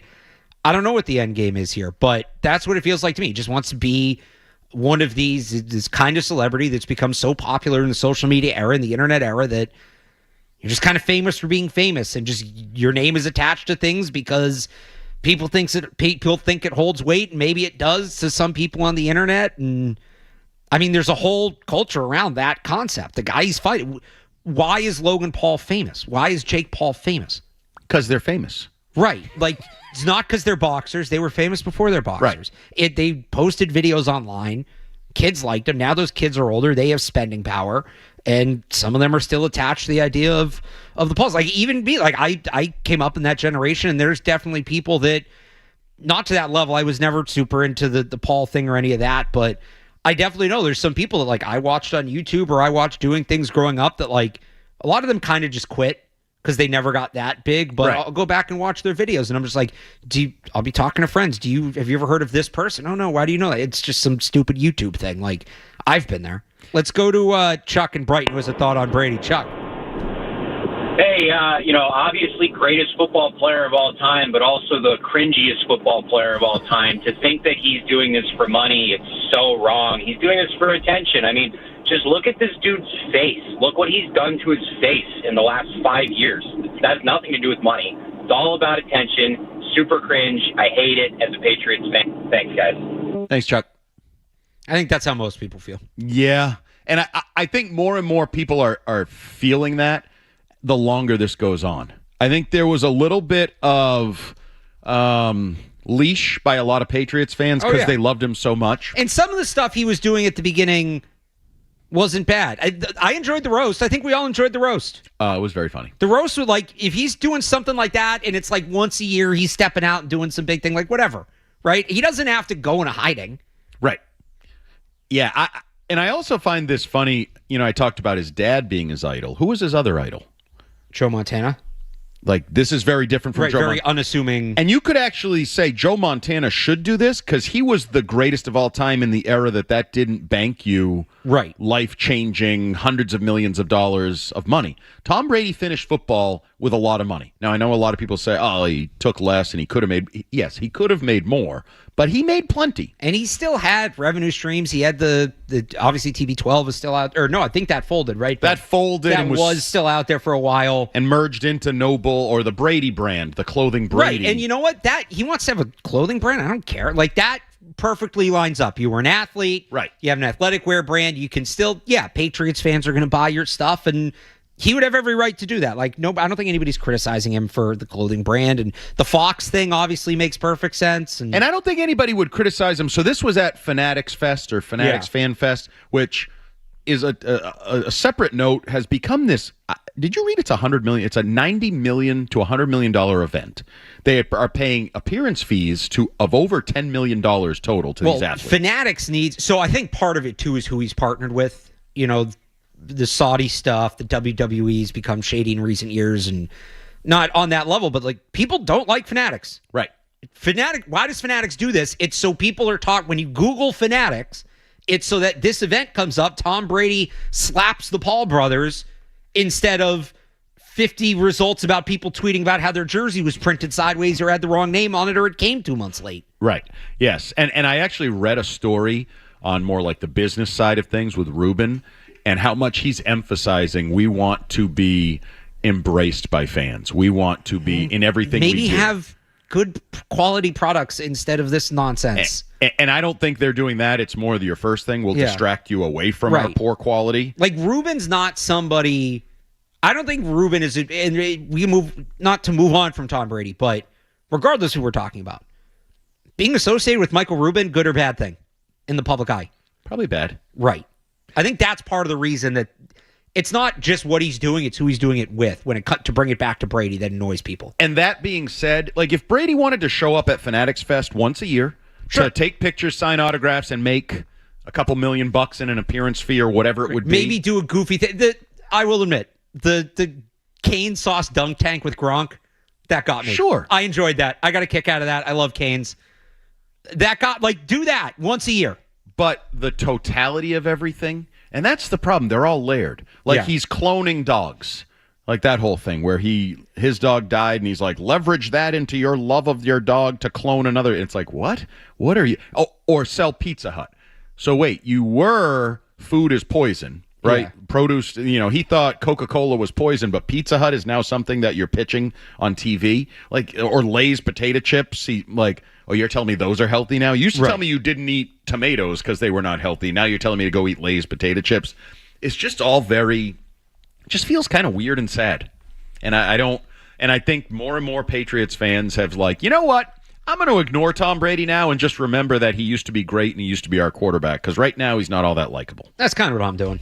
I'll remember the good times and just kind of push through all of this. I was never a huge fan. Have you seen those the Patriots Fanatics jerseys? They're selling the soccer jersey.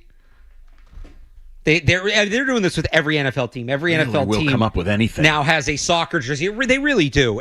By the way, it's blank white on the back. Why would I want it? I don't know. And I think it's like $120. I bet you'll get it cheaper when they don't sell them. Oh yeah. That's going to show up rate down the road. That's going to show up on the. Can we just get a Drake May flying Elvis shoulder jersey? Can I just get that? Yeah. Is that on? Well, we're doing the check-in real quick because the silver lining to me of Bill Belichick going to college football was that I'm a huge college football fan. I don't know how much we've talked about this, Andy, and part of the reason I got so into covering the draft, a lot of people know me as the draft guy, is it was a way to kind of Trojan horse college football talk into the Boston airwaves. Yep. And so Bill Belichick was another way to do that. Yeah. Well, we're checking in on Brady. You want to do a quick check-in on Belichick? Sure. Let's do that after the break, because Bill Belichick hyping up his UNC team this week. Are you a believer in the Tar Heels? No. Bill Belichick says you should be. Why? I'll tell you after the break. It's Alex Barth and Andy Hart on the Sports Hub.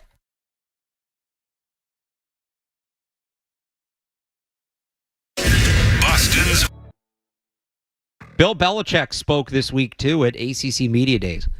He is getting people hyped up for his UNC team. Second year at UNC. Yeah, they're going to make some changes. A lot less interest in Bill Belichick and UNC. He is going to have a new quarterback, which I think is big. I do not know why they stuck with Gio Lopez last year as much as they did.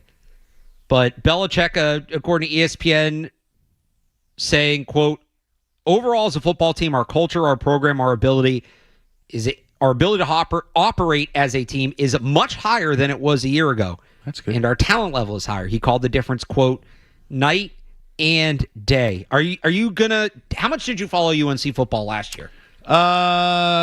Some tangentially. Obviously it faded very fast and kind of didn't become a story and became more of a circus and all those things. This year. I'll be honest. I almost don't care. I don't think it's going to work for him. I know he's been trying to sell the year two. We did this. Look at New England once the program's established. Blah, that's not college football. You don't sell stability and long term. You sell year by year classes of either recruits in the old days or in the new days, really transfer portal and talent, and win or you're done kind of situation. The perfect example is Cignetti at Indiana. Right. Got good fast and won a national title a year later. Boom. That's now the expectation of college football. You don't have to be a blue blood program. You can turn it around quickly and win if you know what the hell you're doing. So he was hyping up their recruiting class. They did have a decent class. I think that they were top 20 in the nation in terms of transfers. So there's something there. But to your point about they kind of faded, Paul Feinbaum talking about Bill Belichick's second year was a little more animated. Let's hear what Feinbaum had to say. I think his college future, and no one's taking away his 6 Super Bowls, but ending like he is going to end is really embarrassing and sad and in many ways pathetic, Peter, because this didn't have to happen. He only took this job because he was bitter that he couldn't get an NFL job. He chose the wrong place. He has tried to use the magic of yesteryear, and it simply hasn't worked. And I'll break it to everyone who is curious how many games they're going to win this year. Their over and under in Vegas is 4.5. 5 wins would be considered a success, and that would mean another embarrassment. And yes, Heather is right. He won't get fired, but he should seriously consider retirement. Oof, that is sad. That's sadder than Tom Brady slapping Logan Paul. So he's not even as good. And I'm going to bait. Paul Feinbaum knows what he's doing, college level sports. Vegas knows what they're doing when they set numbers, right? So he's not as good as Mac Brown at UNC. That's the reality. And all the talk when he went there was he's getting more money, the program's getting more money, we've expanded our NIL budget, he's not as good as Mac Brown at UNC. That's all you need to know. Like, this is so. There's not even a hint of success happening for Bill Belichick at UNC. Recruiting wise, by the way, according to 24/7, 22nd ranked overall class, 19th ranked freshman class, 52nd ranked transfer class.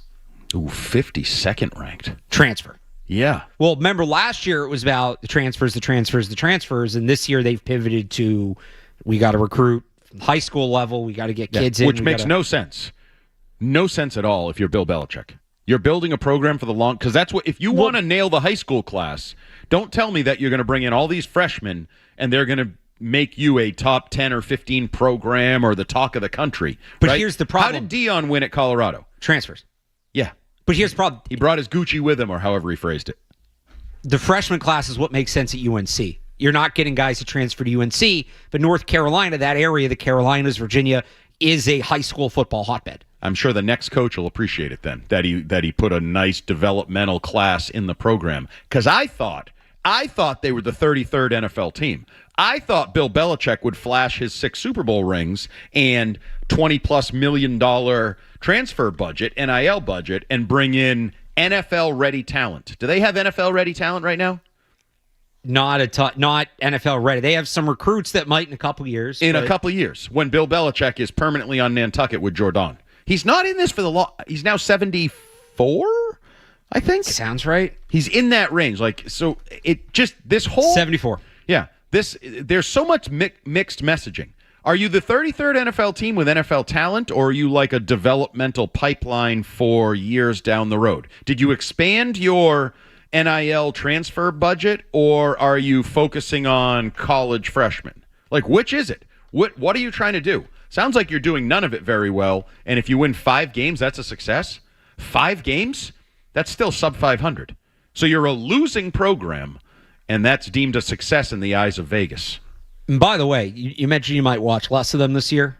The first game on the college football calendar, period, full stop. Oh, is them. They're playing in Ireland against TCU, noon, August 29th. That's week 0. I think it's like the only legit, Virginia, NC State's kind of a legit matchup. But that's the marquee week 0 game. That is a noon kickoff. That is going to be the very first game of the 2026 college football season.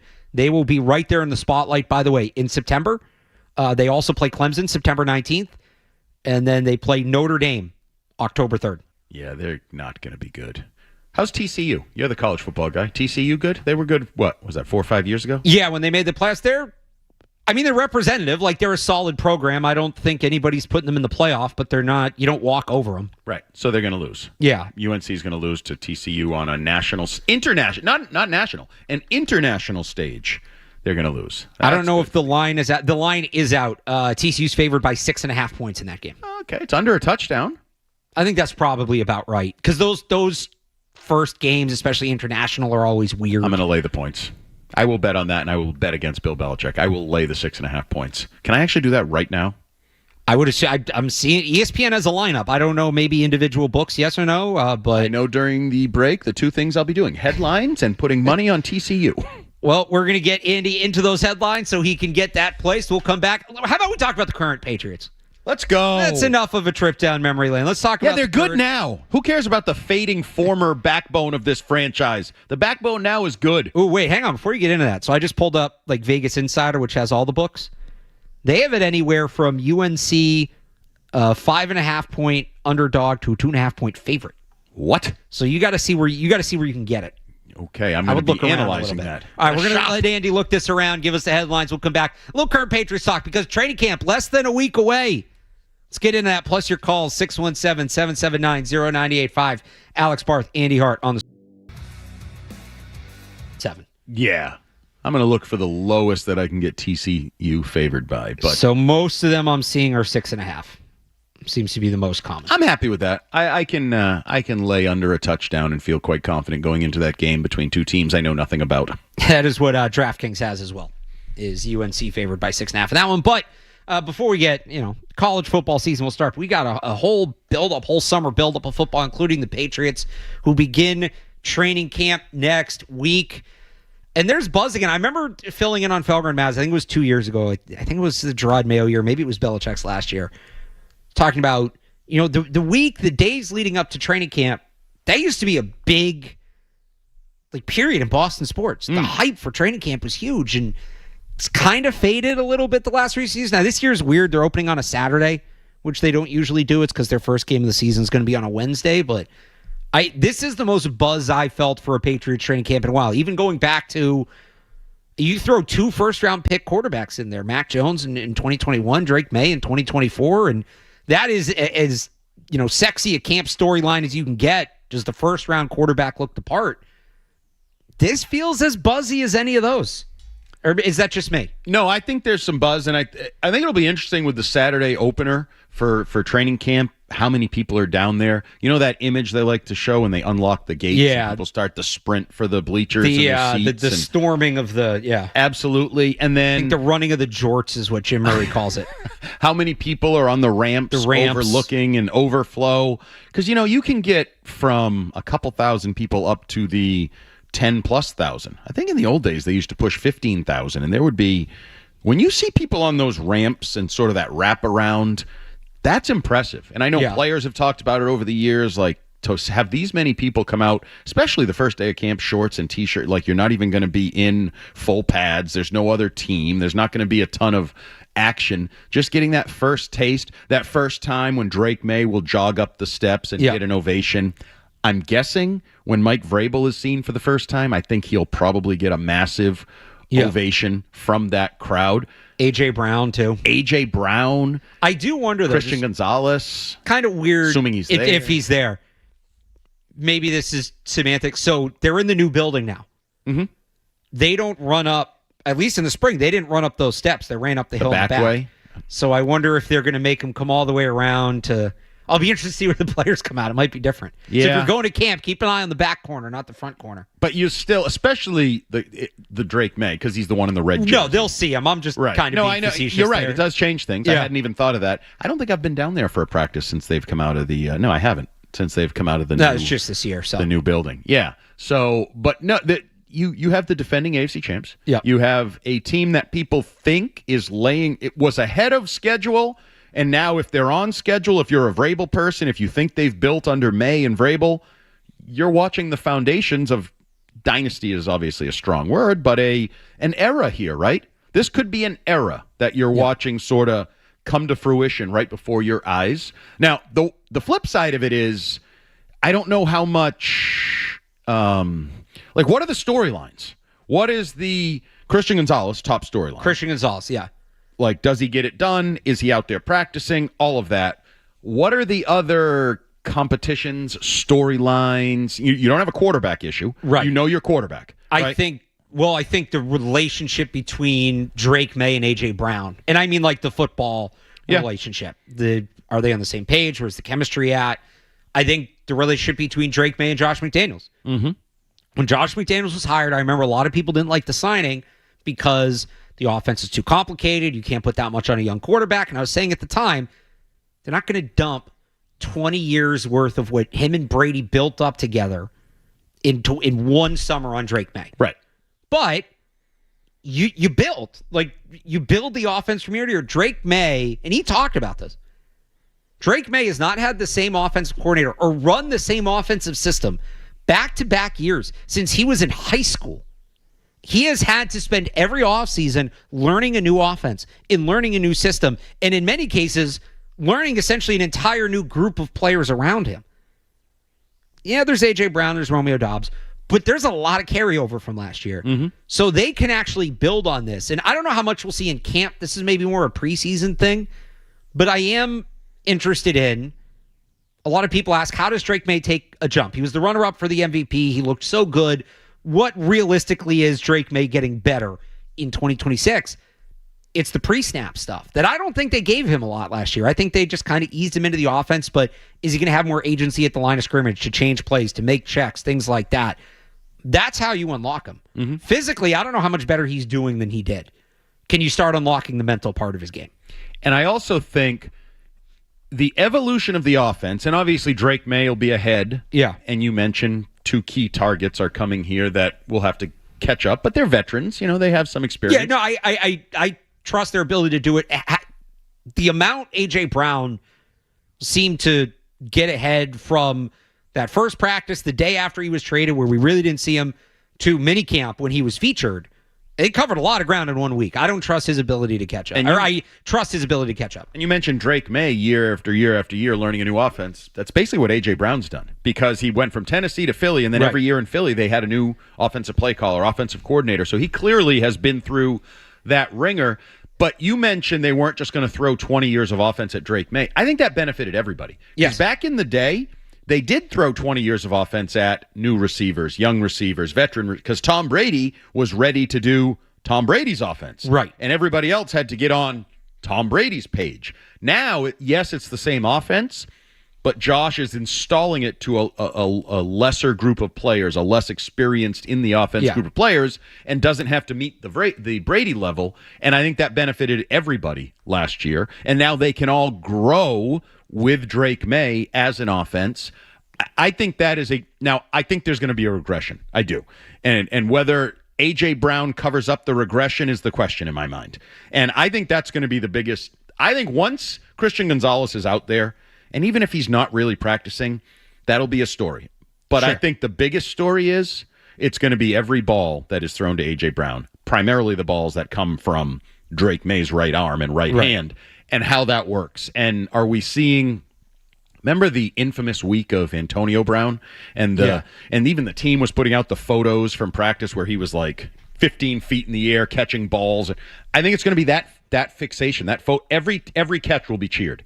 They could throw verse air in a 5-yard out in the flat. It's going to be cheered if it goes to A.J. Brown. That's how that relationship is going to be watched by every fan down there. I do think it's going to be like that. But so you do worry a little bit about regression on offense. Absolutely. And I just think to expect him to play at the level, if he does play at the level he played last year, then we are definitely watching an all-time great. We are watching the evolution of a Hall of Fame quarterback.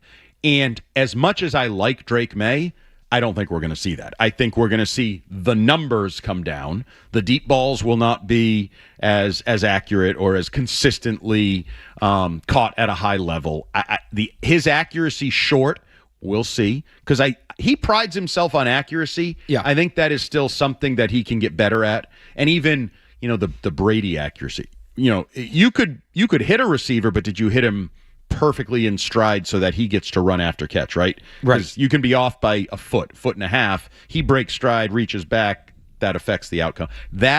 Those fine-tune aspects of his passing game, I think, will be in the spotlight. But if he is anywhere near as good as he was last year, you're talking about the foundation of an all-time great. See, I think he will be. Maybe not quite what he was last year, but I think he'll be in the ballpark. I still think he'll be certainly top 10, pushing top 5 quarterback in the league. And I think some of the under-the-radar moves will help him. They invested a lot in the run game this offseason. Elijah Vera-Tucker, Reggie Gilliam. I think that's all going to help Drake May a lot more than people realize, because they became way too one-dimensional at the end of last year.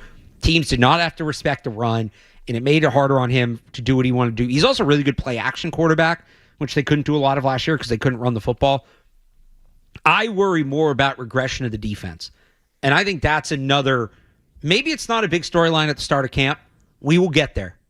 We will get there. I am actually a little bit worried. And when I say worried, we spent the last 5 years worried in the context of, are they going to be able to win any games? Are they going to be watchable? Now worried means in the context of getting back to the Super Bowl, right? Right. But I do have some worries about their defense, and I think there could be bigger regression there than on offense. I think it's actually set up for there to be bigger regression there than on offense. I'll explain why on the other side. It's Alex Barth and Andy Hart on the Sports Hub. Boston's home for sports, 98.5. Made Brady at WrestleMania something I'm very, very interested Andy has in. talked himself into all this Brady behavior. Yeah. Took him about 2 minutes. Yep. So I'm going to combine the last two segments we talked about, the old Patriots, Bill Belichick and Tom Brady. Yeah. Tom Brady faces Logan Paul at WrestleMania. Tom Brady loses to Logan Paul when Bill Belichick interferes with the match, whether it's a chair, brass knuckles. Belichick's got a chair. Yes. No, you know what it is? Super Bowl rings? Super Bowl ring, or like a playbook in one of those big binders, just hits him in the back of the head with the Whatever binder. it is. If Bill Belichick does that, and I don't totally dismiss it. We saw Bill Belichick as the first base coach for the Savannah Bananas down in Chapel Hill. And if Jordan can sell him, hey, Bill, you know what's hip? You know what's young? WWE. You want to be hip with your cool players, your NIL, your transfers. They watch wrestling.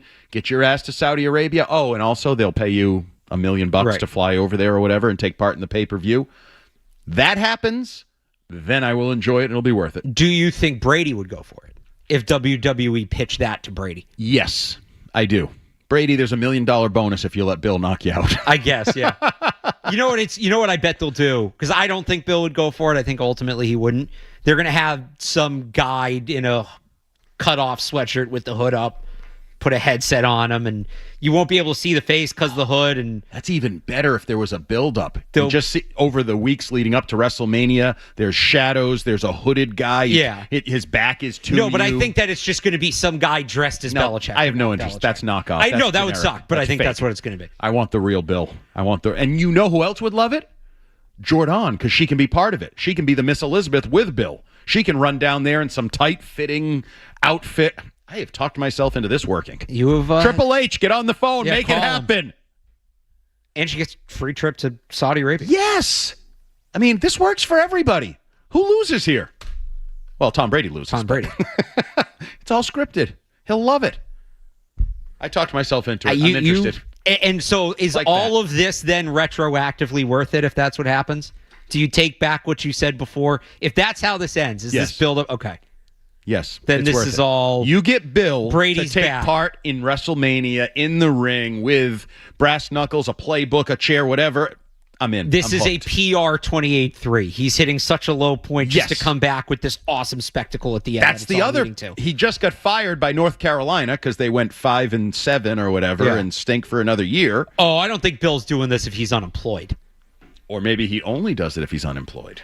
I don't know. There's a lot here, but make it happen, Triple H. They want money. They want attention. It may be cringeworthy, as the caller said earlier, but make it happen. WrestleMania, April 2027. Brady, Belichick, make it work. There you go. You heard it. I'm going to pay off to take Ivan the Patriots defense. We do have a Red Sox call from Matt in Rhode Island. Matt, what's up? Hey, what's up, guys? Hey. All right, you're not hard to find, Hart. I found you.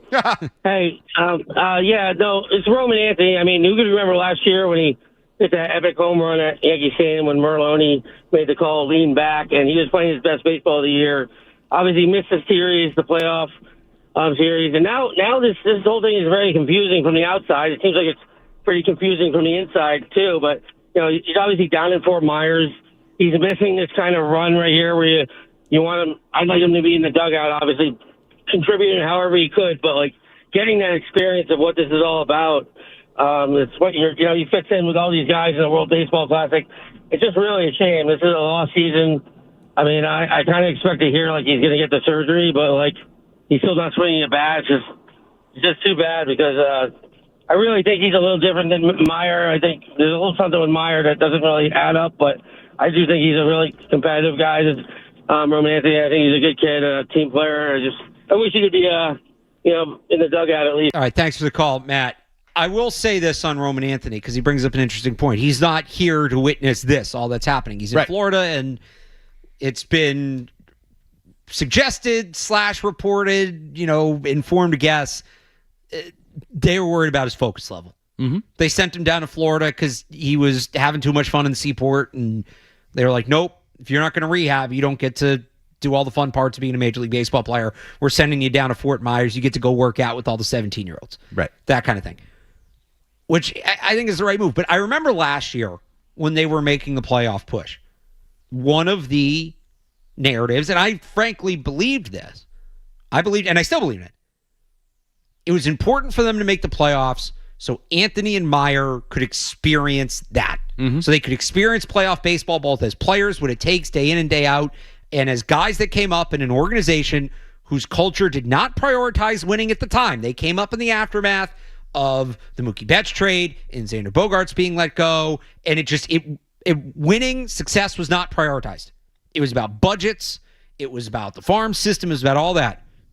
Them seeing what winning is all about and what it's supposed to look like, there was value in that for them.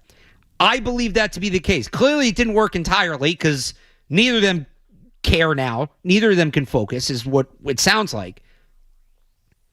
But would there be something to Roman Anthony being here as this winning streak is going on and seeing like, this is why we want you to put the work in. This is what's waiting on the other side. You could be a part of this. In theory, sure. But it clearly reached a point where that they didn't have any faith in his ability to be a professional, to be a major leaguer. And I think Matt brings up a great point. So we just finished a basketball season where Jason Tatum was with the Celtics the whole year. Yeah. Right? Coming back from a torn Achilles, a guy who's a champion, he's a 9-year veteran, he's been around, he's a professional, that whole thing. He chose to be a part of it and travel with the team and be there and experience it. And not everybody does that. Remember Kyrie Irving had to get like nose surgery and he left during the playoffs? Right. And a guy like Roman Anthony, who you'd think would benefit from, even if you're not playing, being around, learning, experiencing ups and downs, right? It's long season, long career. You're going to go through it all. So experience it. The more you can experience, the more you can bank. And it reached a point where that wasn't valuable to him. It's more valuable to go to Fort Myers, where you're not even doing anything. You can't swing a bat. So what are you doing? You're working out, running around, I don't even know if you're rehabbing. You're staying in shape, I guess. Basically, you're staying in shape. You couldn't stay in shape at Fenway Park and then also be around at 7:10 for the game and feel the energy, positives, highs, lows, feel younger players, older players, take advantage of opportunities. That's a problem. That is it. Like, it's worrying. It's very concerning. So on multiple levels, the health thing, Matt brought up he's going to get surgery. Maybe I don't know. But it's actually more concerning that he can't be around the team. There's no value in him staying in shape here because of immaturity or whatever that issue is. And that brings me in my mind back to those cutaways on Nesson every game last year of Alex Bregman in the dugout on the top rail. Who's at his right? Roman Anthony. Who's at his left? Marcelo Meyer. Like, he was the guy in the middle, the glue. And we heard so many things, and maybe it was BS. I don't know. We heard so many things about the energy and relationship between the young players and the old players, right? Like, it was a two-way street, how they appreciated what each was bringing to the team, and they were able to do enough over the second half of the season to make the playoffs. All for naught? That's all gone and lost now? All because Bregman's not here? Or is it because of that? Maybe is it because Meyer and Anthony experienced team success and for Anthony some personal success? Did they get a little too big for their britches? Did they start sniffing themselves a little bit? Because, this is big league baseball. We arrived and they went to the playoffs. We're the reason they're in the play. We're going to be the reason they're in the playoffs. Right. Did that happen? Feels like something bad happened from a good season a year ago. I don't think it was the team success. I just think they were anointed by this organization and paid by this organization before they accomplished anything. And so where's the drive coming from? And I think Alex Bregman was able to give them good perspective. And now that perspective isn't there.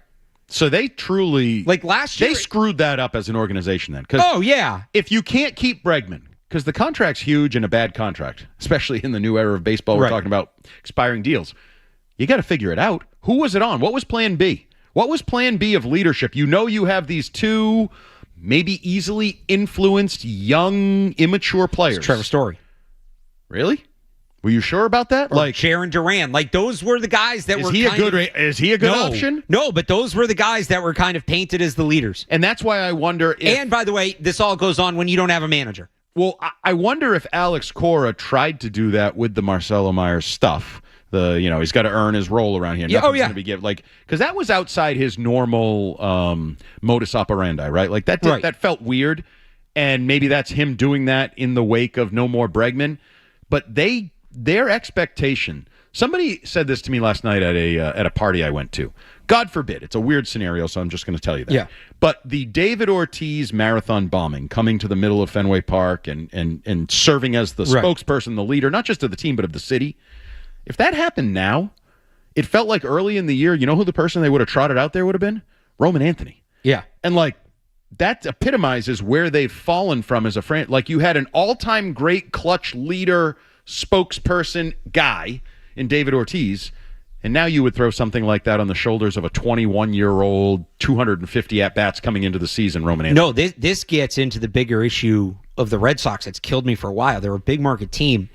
Who is the last Red Sox player who was like a legit good player who came up with the organization and played here into his 30s? Yeah. Exactly. Christian Vasquez, I think, was here till he was 32, but he's also not that level of player. Yeah, he's not. Mookie didn't make it into his 30s. Did Bogarts might have gotten 230? So Bogarts before the Pedroia. Pedroia's over 10 years ago. It's not a great run. Right. No, they have had an inability to maintain any sort of face of the franchise. If you're the Tampa Bay Rays or you're the Kansas City Royals, fine. It's the Boston Red Sox. This gets to the core of everything that's wrong with the organization. There's zero stability. And that got accelerated in the late 2010s, early 2020s when they tore the thing down for budgetary reasons. And that's the only Red Sox organization. What we are seeing now with the big three are the first generation of prospects that came up in a Red Sox organization that did not prioritize winning. And wouldn't you know it? They don't prioritize winning. Maybe some of that is the inherent personality, for sure. I'm not going to totally let them off the hook for that. But when, you start with Ortiz and Manny when they really started winning, right? When the next group came up, that was like Ellsbury and Lester and those guys. Mm-hmm. They were watching Ortiz and Manny and Veritek and Pedro. And then the next group was like Clay Buchholz and Xander Bogaerts. And they were watching the guys before them. And then you had Betts and Bogaerts and Devers. And, you want to throw like Bradley and Benintendi in there. They were watching the guys before them. Who were Roman Anthony and Marcelo Meyer watching that like, well, this is going to be us someday? Who were they watching in 2020 and 2021? Like, I'm trying to even think of who's on there. I guess maybe JD Martinez and Betts, but those guys then did everything the team could want and got shipped out. So, okay, there's no reward in doing that. Who are they watching? Who was setting the organizational tone? Yeah, and I don't even prioritize that those guys have to be developed within the organization. Like, you can buy those guys. I'm fine if you want to buy them. But they won't do that. They have to exist. Alex Bregman, you bought to be one of those guys. Right. You could have bought Pete Alonso or Kyle Schwarber or somebody to be. You could have kept Kyle Schwarber the first time to be one of those guys potentially, right? Had you maintained him on the 4-year, $80 million deal. JD Martinez is a perfect example. He's not a great player. He's not a great leader in my mind, but he's a guy that would have been sort of a veteran option around Roman Anthony to start the year, right? Yeah. Like you can buy those guys. I don't care how you get them, but to go into the season, one of them, you just said it was Trevor Story. Right. Who in May a year ago, people wanted to DFA. Right. Wanted to DFA, and then he had a great second half, and he went 30 for 30 on stolen bases and the whole story. Like, he might have been your offensive MVP a year. Okay, fine. But did you have faith that was going to happen again? No.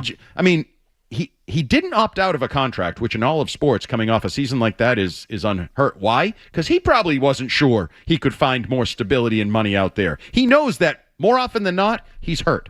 More often than not, he's underachieving. So you expected him to be the tent pole? He was the tent pole next to... Right. No, you're the Boston Red Sox. So you put too much on Roman Anthony, and guess what happened? He crushed under the pressure. He wasn't ready for the role either on the field or off the field. Right. You put it right on them to be leaders when, again, the guys, when they're coming up, look at. So the 2022 Red Sox, which is Meyer was drafted in 21, Anthony was drafted in 22. Christian Vasquez gets shipped out halfway through the year.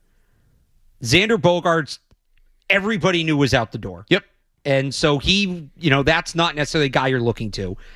I guess they had Devers, was maybe one of those guys. But then again, if you're Anthony Meyer, you see how he was treated after. You want them looking at him? They got rid of him because he wasn't the type of player they want or anyone wants. So Alex Verdugo and Bobby Dahlbeck, is that who they were left looking to as the faces of the organization? Yikes. Right. It's a long-term issue with them that there's no stability. And yeah, of course these kids don't prioritize winning. What have they seen as professional baseball players that would lead them to believe that's important? And this is also why I questioned sometimes when teams get ahead of stories or manufacture stories, and Alex Cora did this with Roman Anthony. Do you remember he would often tell us, and I was speaking with him every Wednesday at the time, that Roman Anthony showed them in spring training how special he was because there was all this attention on him. This was a year ago, spring training. And normally in those situations, guys try to flash and hit for power and try to do something to really, stand out and make it worth. And he said, he's a professional. He's wise beyond his years. He's just, even in spring training, he's just going to work the count, take pitches, thing. And I was like, that sounds awesome. I'm starting to wonder if it was they saw some immaturity and were trying to get ahead of it. They had the whole Christian Campbell press conference. Yep. Where they told us it were. And again, you can kind of bury that when they're coming up as contributors. They were the face of the team at 21 and 22 years old, and that's just not fair to them. So now we should also mix in, though, the one part here that how much he was beloved at the WBC by the judges, and I find that interesting. Do you want to get to that? We got to hit a break. You want to get to that after the break? Absolutely. All right, more on Roman Anthony. You want to join us, 617-779-0985. It's Alex Barth and Andy Hart taking you up until 2 o'clock on the Sports Hub. With you.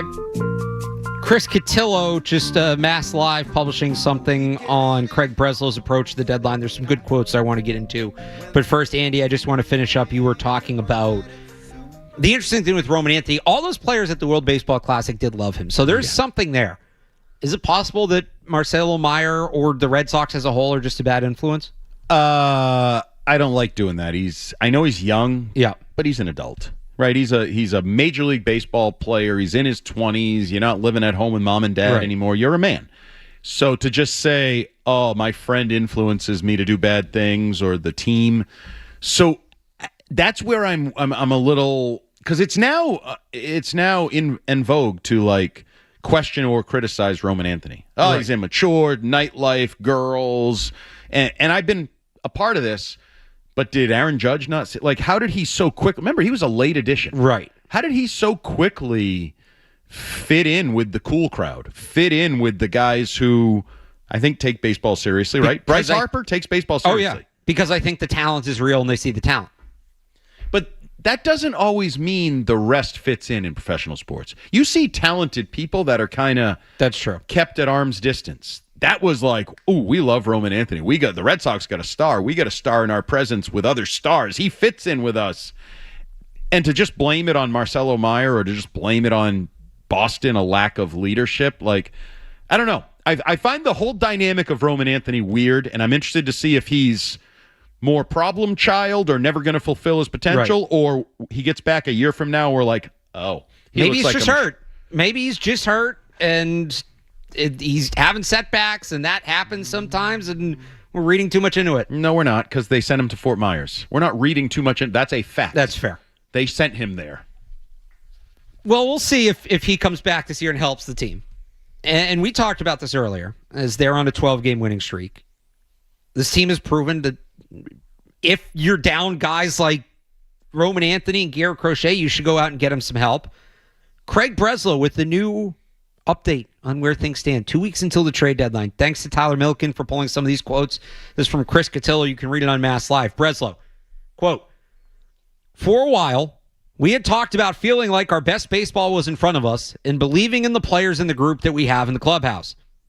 I don't think a 12-game streak should determine exactly what we do. But we've absolutely taken notice. We've put ourselves in a good position, and that's going to be very influential in how we approach the deadline." Andy, what did I say at the start of the show was the last thing I wanted to hear Craig Breslow say? Test, was your co-host listening? Wait and see. Wait a minute. Can you read the first part of that again? I'm gonna go back and read. There's a whole thing in here. It's part of a bigger quote. I'm gonna go back and read all this. Asked about his trade deadline strategy, quote, "I think it's complicated in that there's still quite a bit of uncertainty, even with our own personnel, and every day that goes by, we're getting a little bit more information about not just who we are and what we're capable of, but also what the outlook appears to be for some of the guys that are hopefully getting healthy. The next 10 days or so are going to be really critical in informing that, understanding where guys like Ranger Suarez and Connolly early are in the short term, understanding where Roman Anthony is and Garrett Crochet is and Trevor Story, because that's going to help dictate not just what we do, but where we focus. So there's still a lot of information to factor. I think to say that our goals have changed drastically implies that there was a set position 12 days ago or 14 days ago. The reason that we say we want to give ourselves as much time as possible to see who we are and to watch our identity emerge is because we believe it can change, and it can change really quickly. And then again, the other quote from Milliken, for a while, we had talked about feeling like our best baseball was in front of us and believing in the players and in the group that we have in the clubhouse, ... I don't think a 12-game winning streak should determine exactly what we do, but we've absolutely taken notice. We've put ourselves in a good position, and that's going to be very influential in how we approach the deadline. Okay, so I'm going to need a little help here. Yeah. You know how you go online, it gives you the AI summary? Can you give me the Alex Barth AB summary? What the hell did he say with all those words? What did all those words mean? Because some of them I like. It means that he doesn't want to commit to anything. Yeah, I hate that. I hate that. And you know why I hate it especially? And he even alludes to it in here. That first line of the what I think is the money quote here. For a while, we talked about feeling like our best baseball was in front of us and believing in the players in the group that we have in the clubhouse. They did do that. They did do that when they were last place. And you know what? It was maddening. And I'll put my hand up. I was wrong. Whether he knew this was coming or he was talking out of his ass, you did need patience because now they're a legit playoff team. Fine. I was wrong in writing them off so early. But to then come around and say that second part, you told us 3 weeks ago when they're in last place, well, it's too early to get better. We believe it. Okay, and now they've gotten better, and we've all seen it, and now you turn around and tell us, well, it's too early to say anything. We could get worse. What are you doing? You're contradicting yourself. You told us you were a good baseball team. You've now finally played like you're a good baseball team, but you're not willing to commit like a good baseball team would? That makes no sense. Also, I didn't like an insinuation there, and I don't think he meant to do this, but the first time you read it, I heard it this way. For a while, we told you our best baseball was ahead of us, right? Was in front of us, yes. Are you now insinuating that your best baseball is behind you? That was a spin I took on that. Like, yeah, we kind of shot our shot. Well, I took it more the next... We kind of shot our shot. We're done now. I took it more as the next part. Well, no, I think the next part is more the shot. In believing in the players in the group we have in the clubhouse. When Breslow was selling us on this team a month ago, right? A lot of those guys were not in the clubhouse. You really liked Jahmai Jones, right? You really Jahmai Jones always going to be a huge part of this. I knew he was going to hit a home run that would help us win a game that would be our 12th in a row. This is the last thing I wanted them to do. I've been saying this for weeks. You can't start winning after promising winning and then not buy in on the winning. Nobody's asking for you to make the move today, Craig. Nobody's, and I get maybe they don't want to tip their hand. Fine. You can at least be like, they've given us something to invest in. Yes. At least acknowledge that this means something. We were fighting the urge to say this meant something for weeks when they swept the Yankees because they were still 10 games under 500. Tell us this means something. And then another quote, and I read it, but I'll read it again because this is the other thing that we both said they were definitely going to do. And here comes the groundwork. Yep. This is again from Chris Cotillo, Craig Breslow. The next 10 days or so are going to be really critical in informing that being their deadline strategy, are going to be really critical in informing that, understanding where guys like Ranger Suarez and Connolly Early are in the short term, understanding where Roman Anthony is and Garrett Crochet is and Trevor Story, because that's going to help us dictate not just what we do, but where we focus. So there's still a lot of information to factor. You know what that's teeing up? Those guys as their return. Those are your trade deadline acquisitions. And it's like buying stuff from your own garage sale. I hate... Oh, whoa, this is great. Honey, you see this throw pillow? Yes, I put that out there. I threw it out. I don't want it to throw back on the couch. The cherry on top of this all concerning me. Got a deal for you. Why is Trevor Story included in there?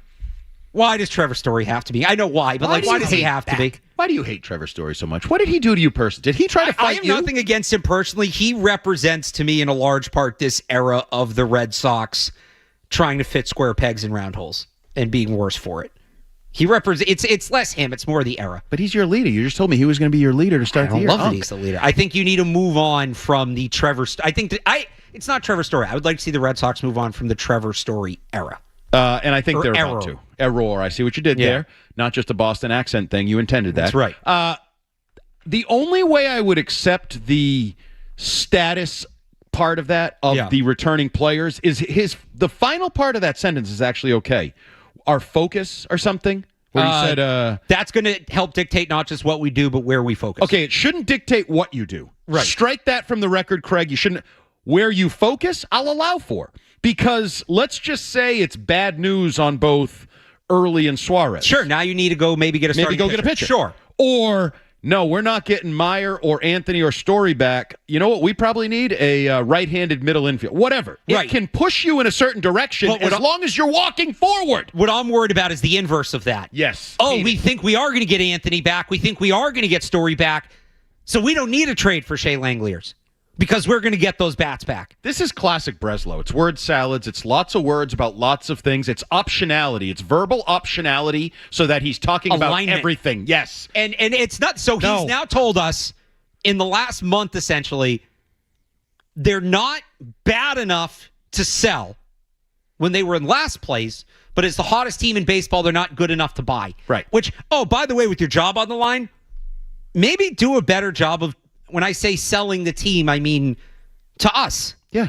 He can't. He's not good at it. He shouldn't speak. He's terrible at it. No, do a better job Shouldn't speak. of getting us to buy in on this team. Not us, the media, us, the fans. Right. That's going to help you. Correct. It's not the be-all, end-all, but the Red Sox are very reactionary to PR. And there's no way this helps him with the fans, because first of all, I think fans like me will need you to read it to them 3 times before they're even sure what the hell he said with all those words. Still waiting for that translator. If that were a T-shirt, it would have to be a extra large, long T-shirt, lots of words, because font type. Yeah, 7. real small. There's nothing to get behind there.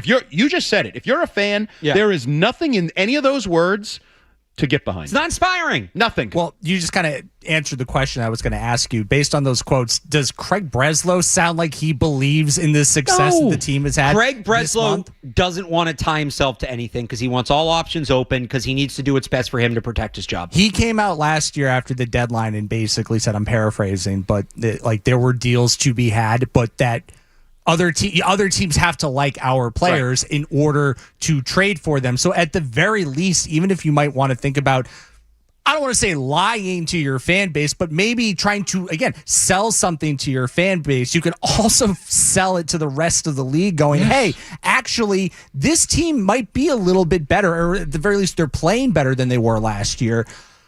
There could be something here if you are a contender, but it's like, or you know what, he's not even going that far. It sounds like he is really caught. And look, I don't blame him because I'm kind of where he is, where he's going, I can't forget about how bad we were at the beginning of the year. So to sit and go, well, this is actually who we are, would be foolish. But I think that's the exact reason you buy. You know how bad you were at the beginning of the year, yet you're in position for a playoff spot. Don't just dip out of that. That's the reason you buy, is you trip and fell backwards into a wild card race. Embrace that. Get in the tournament. Sturdy it up. Sturdy it up, right. What's the other word I'm looking for?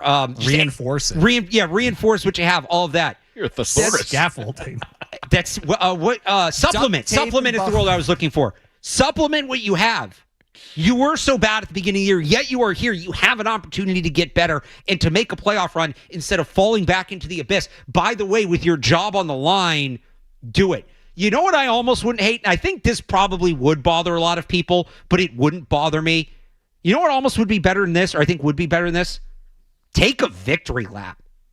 I told you all to be patient. I told you. And he does it a little bit there. We told you our best baseball was ahead of us, but I told you were all talking about we should sell, and now we're in a playoff spot. You know, let them hang a little bit. If there was ever a time to do it, and look, I'm not saying I would agree with it, but to your point, Alex, like this would be the time to do it because you actually have winning baseball to back up. You know what he would saying. tell me? And look, maybe it would come back and bite him. But the reality is, if they start losing, he's going to lose his job anyway, right? Go out swinging. If he comes out and kind of puffs out his chest and said, I called this. I told you we were going to be in this position. It's time to capitalize. You know what they would tell me? To go back to something we've talked about a lot. There's somebody in charge. There's somebody with some confidence running this thing. I would almost rather him come out and shove it in all of our faces that he was right to say they shouldn't be ruling out buying when they were 13 games under 500 and in last place. I would almost rather him own that and double down on that. But instead, because he's not great at this part of the job, he stinks at it. Don't be nice. And again, this is why and that's so not him. John Henry told Fangraphs, like, I have all these people to talk for me, so why should I talk? And this is what's so crazy about it, because you're bringing up a lot of good points about how he could do this. The thing that's so mystifying to me is, like, and this is like factual at this point, when the Red Sox do not add at the deadline, they tank the month of August. And maybe that will change because Alex Cora is gone, and I think he was very culpable in allowing that to happen. But this is like, we've got like a 5 to 6 year track record with this team specifically not doing enough at the deadline to bolster, reinforce, structure, whatever. And the team gets really, really, really down on themselves. So if I'm Anthony Sigler, if I'm one of these like golden retriever Worcester guys that they have right now, and I read those quotes, I'm like, what else do I have to do at this point to prove that like we might have something here? Right, Like, and I don't feel great if I am, going out to play this afternoon going, oh, cool, they still don't believe in anything and that we're doing. I think there's a mental side to it just from the players that's like, I think they can be confident and recognize that the team needs help. And when the front office doesn't give you that help, I do think that can be demoralizing. And I think that's why they've been so bad in August. I also think some of this could be him trying to tiptoe through the criticism that he would get if he was as confident as you said. No, the team you built isn't good. The team you kind of haphazardly duct taped together is winning. So, and I wonder if he, in his analytical mind, that's part of it. Sees that. I will admit, I think I'm in the minority of people who would love it if he came out and just kind of stepped all over everybody. I want the verbal equivalent of that Wilyer Abreu bat slam yesterday. 12 games in a row, suck on it. That's like, I'm sorry, Absolutely. if he said that. That's a t-shirt. But if he said that, I'm like, oh, wow, okay, so he believes in him. Right. So he's going to buy. Like, great. He's invested in this team. But and does he's it sound locked like he in. believes? No. Sometimes I don't think he does. That's why he'd catch some crap for it. But I don't know. Me personally, I'd sit here and say, yeah, all right. The GM's locked in going into the deadline. That's been the biggest question about this team when they were good and when they were in last place was, how is a lame duck GM going to handle the deadline? What is he supposed to do? If he came out and was like, we're the Boston effing Red Sox. Put him on the table, baby. Great. Like, okay, for the first time in years, somebody is in charge and will put them on the table is the way to say it. We see you guys lining up on the phones. You want to react to this. We do have to hit this quick break when we come back. We got some open phone lines, too. You want to weigh in on these thoughts from Craig Breslow and the Red Sox, 617-779-0985 to your calls right after this. Boston's home for sports, 98. Go to Chris Cotillo of Mass Live. He's not buying in yet. A lot of fans are. It's not. Did he sound more willing to buy when they were 13 games under or now when they're in a wild card spot? 13 games under, because he thought their best baseball was ahead of them, and he's still selling the image of the team that he built. Now that they're where we want them to be, as in a playoff spot, winning baseball, well, we were telling you our best baseball. I still think there's tone there that implies now he thinks their best baseball is behind them. This is as good as it was going to get, people. You need to calm down. We peaked in 8th grade. He's like one of those kids that was great in 8th grade, gets to high school sports, and you're like, how come you're not getting better? No, we peaked. I told you, I peaked a couple years ago. Let's hear what you guys think of it. Patrick in Florida on the Red Sox pitching. Patrick. First of all, gentlemen, I just want to say Hart and Barth is the most Boston flowing show I've ever heard in my life. So let's keep that going. You're not wrong. I root for your success. Hart and Barth, it just flows. You know what I mean? You. But I'm a transplant in Florida. Anyway, so I have two questions. What is Crochet's status? I haven't seen a lot about it. It's kind of, you know how they are in baseball. You know, they never. It's like it's worse than hockey if you really think about it. But and also, if Breslow makes a trade, we're obviously going to have to pony up some pitching. I don't want Tolley leaving. I'll part with Connolly early, whatever. But I want Tolley here. I like him a lot, and just want to know your thoughts on that. I hope you guys have a great day. Thanks for the call, Gabe. Honestly, we talk about... Oh, shoot, I dropped the other call. Whoever that was, please call back in. I hit the wrong one. I'm sorry.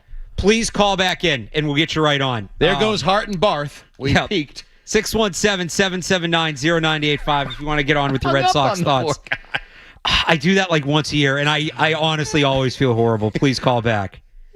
There we go. He's calling back in. Real quick. So I keep referencing this, the Jen McCaffrey piece on The Athletic where she sort of detailed the injuries. She put she detailed everybody else, and then it was just Roman Anthony, Garrett Crochet continue to progress slowly. That's how she described those two. So no detail. That doesn't seem encouraging. Not closer to a rehab stint. And No. Very vague, and I think intentionally vague there.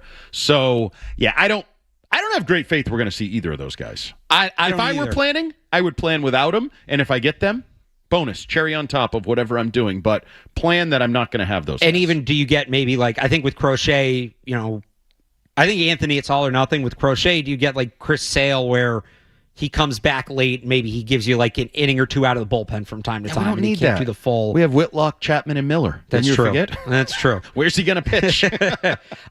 I'm with of the young pitchers to the second point from that call. Yeah, Peyton Toley's the one I'm not touching. Not only do I think he's just a stud, we talked about a lack of leadership and a lack of a face of this team.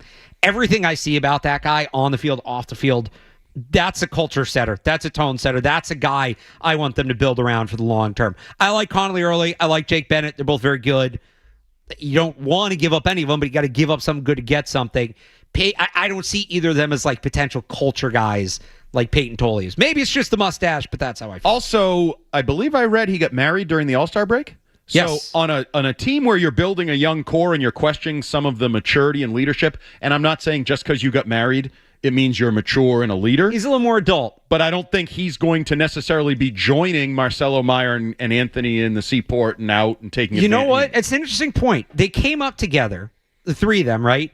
You don't hear a lot about his relationship with those two. You hear about those two relationship with each other, Meyer and Anthony. Because I don't think he's chasing things that they're chasing. And you hear about Toley's relationship with Connolly Early. Yep. Those guys are close. Yep. Bennett they traded for last year. That's different. But you don't really hear a lot about the pitchers and the hitters. And maybe it's like an NFL thing. I know it's not. Sometimes the defensive guys are friends with the defensive guys. The offensive guys are friends with the offensive guys because that's how you spend time with. But, I don't think that's the case in baseball. So that is, I'd be interested to hear more about that dynamic. And whether he can be the leader. Yeah. Because I know there is a divide. There is an everyday versus every 5 days divide on some level. Yeah. Okay. But he also seems like a guy that if he needs to say something, he's going to say it. And he's not going to be afraid to ruffle feathers or step on toes or any of that. So I'm with you guys. I think as I make moves, Peyton Toley is far down the list of guys I'm willing to move on from. Gabe in West Roxbury, thank you so much for calling back. My apologies again. Son of a... No, it's all good. Quick thing, I want to give a baseball take. Yeah. Garvin, you killed it in UFC last night. Just killed it. You're getting a thumbs up from him. He's busy, but he's giving you a thumbs up. Okay, and Andy Hart, Yes. I remember you years ago from doing football with Perillo. I know you were on the other station for whatever, but you are good, man. You are good, and I don't say that to many just because I'm a jerk. But you are good. You are sarcastic to the point where you can deal with Hardy and like a Hardy type. And I hope you the best of luck, man. Barth, Thanks, I Gabe. love you. You know that. Thank you. But I just had to say to Andy, man, yeah, crazy. Okay, baseball. Thanks. So, are there even any bats that we could? I know, Xander, Bogarts, which I don't know what, with Miller, but are there any just a right-hand power bat, 25 home run guy even out there that they could even possibly trade for? And if not, I think Breslow. I don't mind those comments from Breslow because maybe he's thinking we're not going to give our prospects for a 15 home run hitter just because we think we might get past in the we might make the wild card. So I just hope they can find. I don't think they're going to find a hitter this during this trade period. But maybe in the off season, get a right hand hitter with this pitching. We'll be having a good team going forward. I love Toley. Awesome, thanks, Gabe. All that flattery after I hung up on him. Yeah. Imagine if I didn't. Will they find a right-handed bat? I will say, not necessarily in defense of the Red Sox, I do think it's important context. That third wild card spot really kind of killed the MLB trade deadline. Oh, yeah. For what it used to be. So, for instance, if you still only had the two wild card teams, right? The Red Sox would be 2 games out. The Mariners and Twins would be 4. The Orioles would be 5. The Astros would be 6.5. So the Astros are only 3.5 out right now. That's a completely different picture you're painting. In the National League, you have the Cardinals and Marlins right now are tied for last wild card spot. They'd be 3 games out. The Padres are 3.5 out, so maybe they hang around. They'd be 6.5 out. Or 7.5 out. Right. You basically have 3 to 4 teams in each side that wouldn't are be out. You only end up with 4 or 5 teams in each league that are selling, and those are bad teams those are the really bad teams that don't really have any good players. The middling teams used to be out of it. If you were a middling team, you were out and you sold. Now the middling teams convince themselves they're in it, and maybe some of them are. Right, and you're not. It's the life we've led for the better part of 5 years. Every once in a while, one of them backs in and that. Like last year with the Red Sox. Other than that, we were tempted every July. Well, we're only 3.5 games out of the final wild card spot. Yeah, and you ended up a last place baseball team. That's what you were. The numbers were the numbers, but everybody can talk themselves being in it when they're not really in it, and it does. It kind of ruins the trade deadline. So the reason I bring that up is it is harder to find talent at the trade deadline now than it used to be. Because not as many teams are trading players. Right. The better teams aren't trading players. So you lose that element of it. Can they find a right-handed bat? I mean, Shea Langoliers is kind of the name that is out there right now that's been thrown around. I pulled up MLB's list of trade deadline targets. It is mostly pitchers. So maybe that bat isn't out there. All the more reason to maybe be aggressive and get one of the guys that is. He dropped off. You call back. Somebody called in, and the comment line said the difference between Tolley and Early and Anthony and Meyer. So I'd be curious what that was, because I think we just tapped into something that I really haven't heard talked about, and I'd be very interested to learn more of the dynamic of. If you're a Red Sox writer out there listening, I know they're about to probably all up in the press box getting ready for first pitch, but why do the pitchers get it and the hitters don't? I don't know. Now, some of it is probably Peyton Tolley was a revelation. He came on fast. It was he's a guy you barely heard of, and then the first time you saw him, he's like, oh, I like this guy, right? He seems to have that instant, whereas certainly with Marcelo Meyer, he was anointed. Although, for what it's worth, Tolley, now he had a faster come up. He was a second-round pick. Yeah, no, I'm not saying Anthony. he was a nobody, but he wasn't part of a big 3. Everybody was talking about Marcelo Meyer for, it feels like, 4 years? We've been talking about him and that he was the future, and we knew all about him and that draft and everything that went into it. He also has an air to him, if we're being honest. You just look at him and the vibe that comes from him. You know who he looks like? You ever watch Entourage? Yes. He looks like Vincent Chase. Yes. And it sounds like he kind of acts like Vincent Chase, too. Right. And I always use the basketball AAU culture as an example that I think that has created a certain modern athlete. I think that's more prevalent in other sports now. And maybe part of it is there's more club/AAU Yeah, teams baseball absolutely has kind of been hit. You have Legion Ball in the summer, right? And things like that. So I think it's that culture that existed first in basketball and is now spread. I think it's even spreading in football. To these 7-on-7 camps and everything, and all summer long they're doing these things. You have the quarterback camps. Yes, and I think we're seeing more and more of that. Whatever you want to call it, the entitled, pampered athlete that is put on a pedestal. Social media also does it, because these kids are on social media and they see that some baseball website ranked them as the 5th best shortstop in the Northeast or whatever. So they're already being fluffed up and pumped up. And it certainly feels like Meyer comes from that world. Yeah. And that's not a great thing. I don't know. I actually think it was not in this market. I think it's a Jason Tatum thing. I think Jason Tatum acts like that. He was bestowed a certain level or expectation the second he arrived in Boston. Well, I would say I think there's some Jaylen Brown in that. In what's happening with Marcelo Meyer is I think some of these kids get anointed up until the point where they're actually tested, and then suddenly that praise isn't there, and they don't know how to handle it. Correct. And I think that Jaylen Brown was the guy in high school, in college, and he was drafted before Jason Tatum. He'd never really been on a team where he was the second best player. Mm-hmm. And that happened, and he didn't know how to handle it. Marcelo Meyer's never really not been the focus. And he got here, and he wasn't the focus, and he wasn't playing well. He'd probably never really encountered that in his life. He didn't play college ball. He went from high school where he was a star to the minors, got hurt a lot in the minors. So didn't really he had to deal with the adversity of injuries. But how often did he have to deal with the adversity of not playing well? Even when he wasn't hitting well in Double-A, he still got called up to Triple-A. And that's something that's sort of flying under the radar because now the questions about him seem to be more about makeup, even though the biggest question is health because he's hurt again. He's hurt again. That was always the big question about him. And it should still be a massive question, but the maturity/makeup question is now superseding the health question, even though right now the reason he's not playing is because he's not healthy. You forget about that. You just kind of lump him in with like Brian Bayo, who got sent down because he sucked. Right. No, he's hurt again. And maybe that happens. Maybe when he gets healthy, he gets sent down. The two could be related too. Maybe he doesn't have the mentality of somebody who's willing to rehab. And Bayo, makeup and anointment, right? Yep. Baby Pedro, right? Next Pedro? Yep. Next Pedro, opening day starter, contract, all of these things were given to him, put on him, maybe before he deserved them, or definitely before he deserved them or earned them.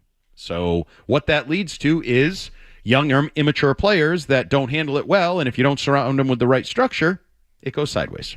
617-779-0985 if you want to weigh in on the Red Sox. We can keep doing that. Also, we're coming down to a great ending at the Open. Couple holes to go. We're going to get extra golf here? We might. We've had fun watching this. Maybe we drop some reactions to that as well. Whatever you guys want to talk about. Again, 617-779-0985. It's Alex Barth and Andy Hart taking you up until 2 o'clock on the Sports Hub. Boston's home for sports. 98.5 The Sports Hub.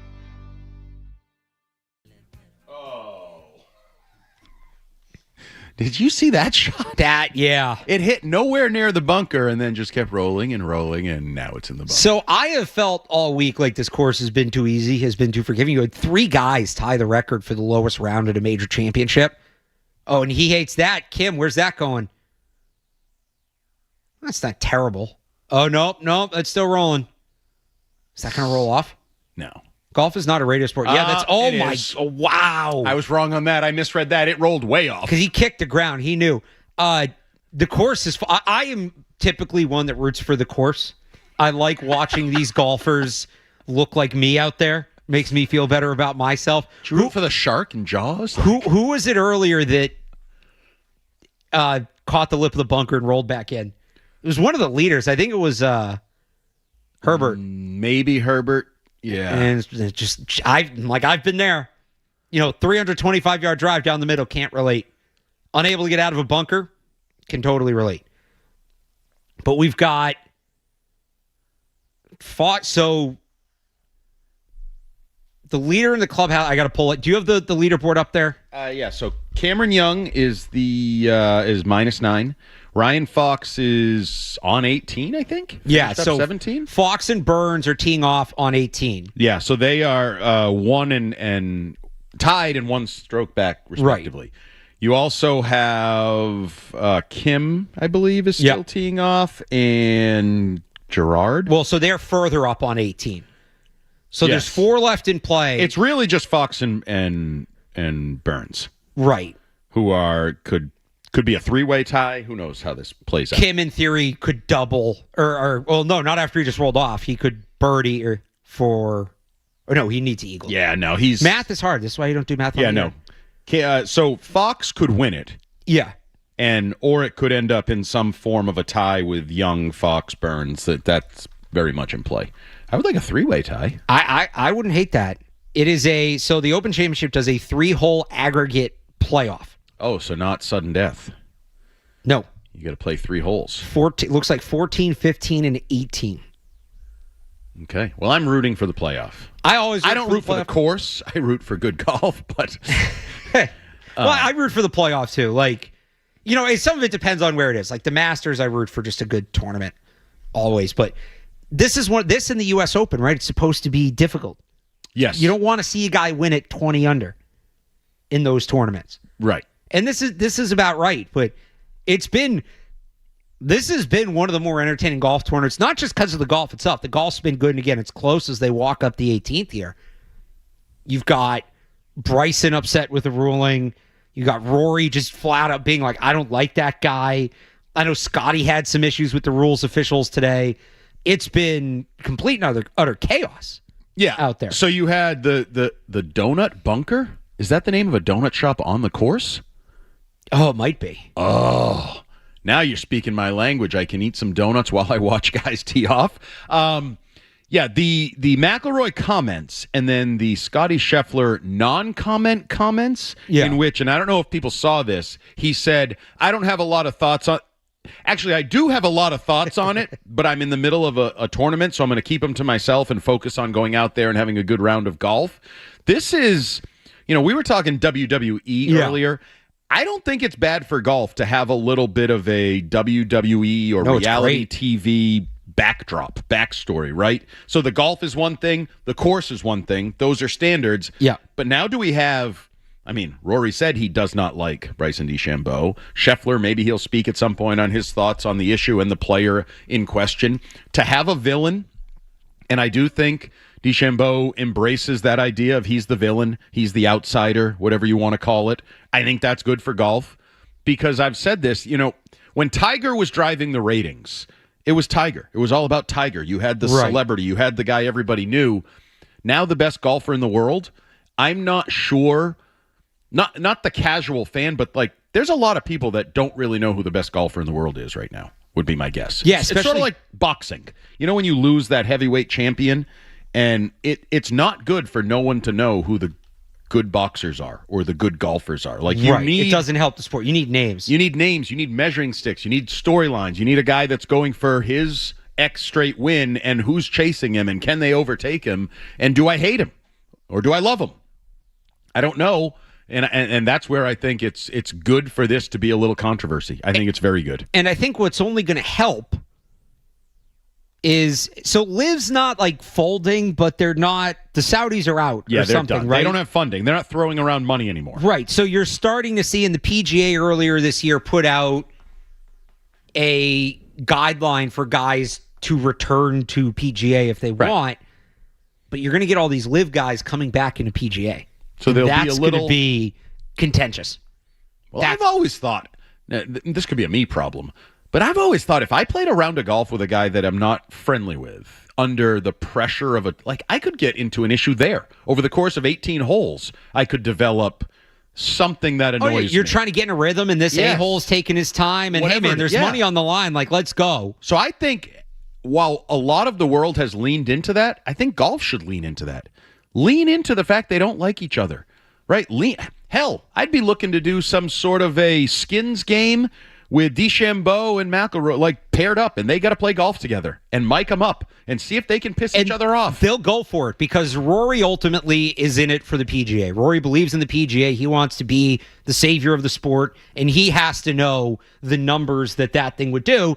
And Bryson's a YouTuber. He's a content creator. You let him put some of that on his channel exclusively, you're going to get him in on it. And it's good for the sport. It would be great for rising tide lifts all boats kind of mentality. A lot better than... Do they still do the match? Remember they were doing that where it would be like a quarterback and a pro golfer? Yes, that's what they should do. Absolutely. They should, but I don't need the quarterbacks. Right. I don't need the celebrities. Bryson DeChambeau, Rory McIlroy. Maybe it's Scotty Scheffler and somebody else. Do it as...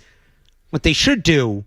When enough of these Live guys come back, they should do a Ryder Cup-like format between the PGA guys and the Live guys. And Rory's a captain, and Bryson's a captain. Play it all up to a way that you can get fans more engaged. That's the modern world, right? Everybody's watching Love Island and who hates who and loves who and behind the scenes, all these things. And by the way, these guys... Embrace it.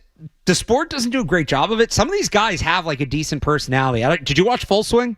I did not. So Full Swing is one of those behind-the-scenes sports documentaries from Netflix, and I think there's 2 seasons. I don't remember if they've done the third. And it's just golf. It's a handful of golfers. Rory did 1 season. Bryson did it. Brooks Koepka was another one that was interesting. And look, they're not all complete and total clowns or the most charismatic, but the one thing they do, they get a little personal. They get a little personal. They get a little agitated about that stuff. Mm-hmm. And I absolutely think you could capitalize on that. And you know what? For the Bryson-Rory match, and who's the rules official? It happens to be the guy that ruled that 2-stroke penalty on him earlier. Absolutely. Now, this is where you get into do they want that? it was obviously a movie, but the Happy Gilmore takeover of golf. There's a stuffiness to golf that they might need to leave behind. Shooter a little bit. McGavin types, like, no, we do things a certain way, right. And then you're modernizing it. But do you want to modernize it? I do think you want you have to. Yeah. You want the ratings? You want the money? I think baseball proved that. I think baseball would be a great example here. And look, baseball could do more. I think, and they've started doing this a little bit. The idea that you can't bat flip, you can't pimp a home run, you can't show up the pitcher. No, that clip of Wilyer Abreu slamming his bat yesterday is awesome stuff. That's electric. That's what you tune in for. Right. Those kind of moments. Highlight that. And by the way, if a pitcher strikes a guy out, let him showboat a little bit. Should go the other way too. Absolutely. It is very entertaining. It saved the sport, and I think golf is probably one of those sports that needs to remove. It would go a long way to remove a little bit of the stuffiness. And I think that's what Liv was trying to do. Now, they had a million other problems why they failed, but it has kind of been sort of attempted. And I think that was the one thing people were into, is like, oh, the crowds are like engaged and chanting and all of that. Okay. I do think they need to do that. So I was looking, and this is very quick, so I apologize if some of this is very superficial and wrong. Their ratings are up. The first thing that pops up for me is that PGA Tour ratings up this season 18%. Oh, wow. So, because I was wondering, because I do think they are in a weird spot right now with stars and different stuff, like the spread of interest and where they're at. I do wonder if it could teeter. I think they're in a good spot. I don't know that they're in a good spot right now. Who's going to carry the sport? So after Tiger, right? Rory was a young guy, and then Scotty was a young guy. Who are the young guys on tour? I don't know. It's still kind of the same names that now maybe a guy pops here and there, but you look at a leaderboard week in, week out, it's the same names it's been for the last 10 years. Yep. You don't see too many new names up there. We're well past the break. Do you want to be on air for this putt? Sure. We don't have to go to break just yet. If you're already late, yeah. Well, later doesn't matter. This is Burns. This is to force the tie. Three-way tie. That is a long putt. I bet he misses it. What'd you say that is? 20, 25 feet? At least. And it is headed towards the hole. And he missed it, I told you. Just to the right. I win again. Ryan Garvin not happy.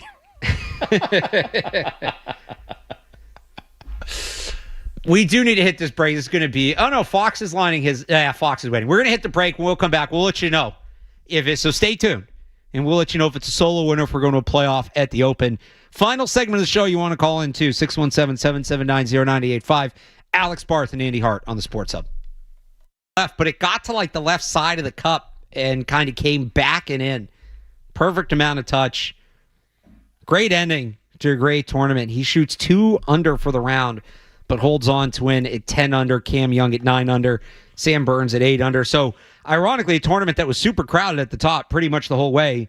You get a clear first, clear second, clear third. No ties. Scheffler and Tommy Fleetwood did tie for fourth. And you were looking this up during the break. Ryan Fox has had quite the year. Yeah, so to get to this win. If you were watching him, he looks like he limps a little. He had a past knee injury, which was from a, quote, freak kitchen accident. Okay. But he also had some kidney stones that he dealt with. I think it was in March. He missed some time, couldn't swing, and he had a comment about it was very painful, and a laser was shoved someplace. A laser should never be shoved.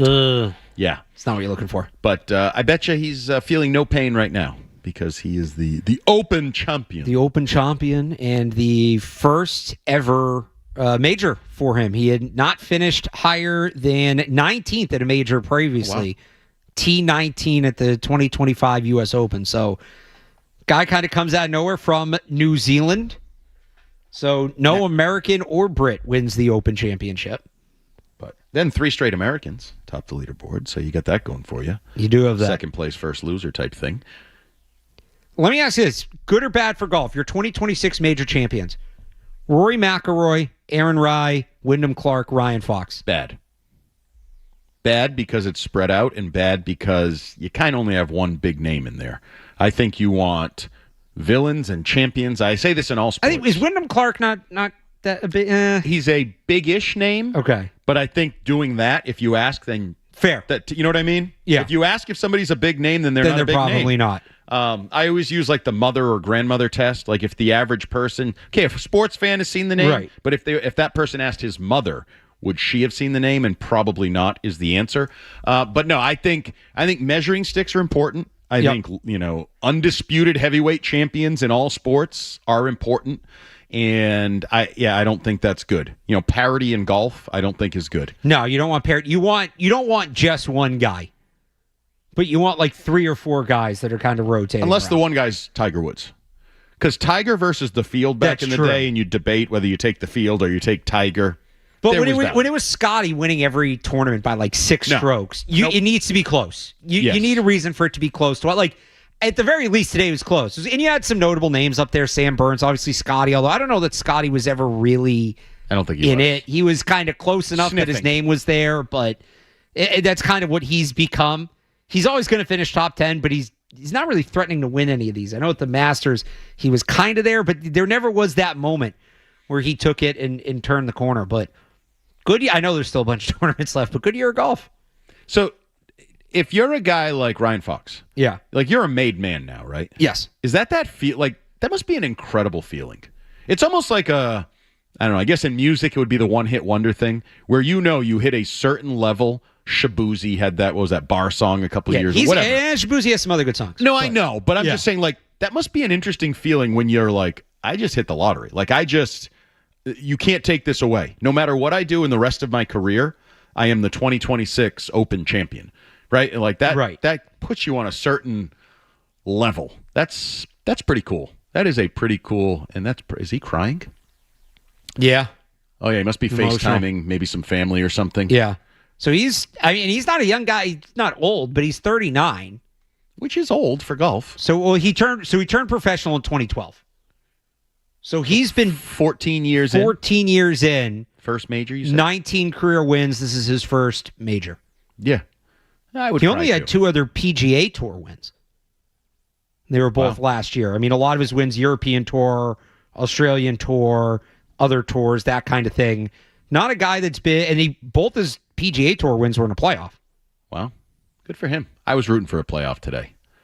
Even though it was cool to see him drop the putt. Even though you didn't hear it live here on 98.5 Sports You got to yell out of us. Because, you could have had the yell on the air. Could have had the yell on the air. Because it definitely looked like it was missing left. But cool moment for him. Cool moment. And now it gets out of the way. We get to turn to the Red Sox.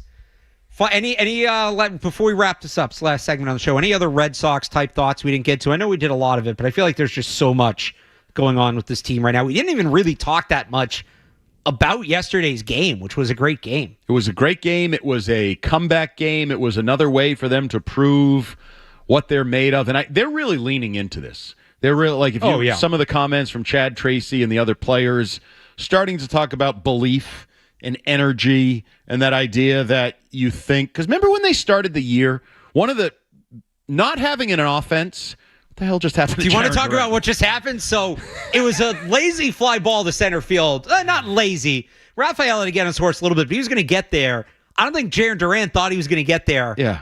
Gets within about 6 inches of Rafaela, realized he's getting called off, and just collapsed, jumped on the ground. Almost like he hurt himself. Now, I don't think he did because he jumped up. No, he didn't. And they laughed he and- was avoiding hurting the other guy. They got to get him out of there. They got to get Duran out of there. Yes, they do. But if you remember, after they lose out on Bregman, they pivot to Suarez, they pivot to pitching. We're going to be run prevention, right? Right. Which was their way of saying we're not going to score runs and our lineup stinks. But they did talk about wanting to be one of those move the train, right, at bat by at bat kind of lineups.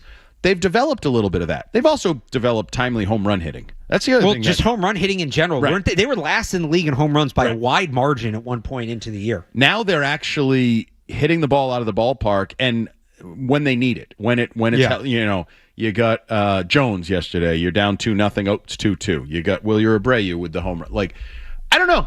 Again, I don't believe it's sustainable, but I'm saying it's not sustainable for a week and a half now, and they keep winning. And are they going to lose? Could be today. Hopefully not, because Sonny Gray, I think, is one of the underappreciated stories in baseball this year. Just got out of jam in the first inning at 2-1.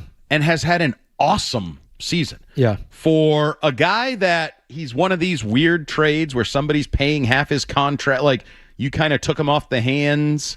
Heimblum makes a deal with Breslow, and he goes out there and he's one of the best pitchers in baseball right now.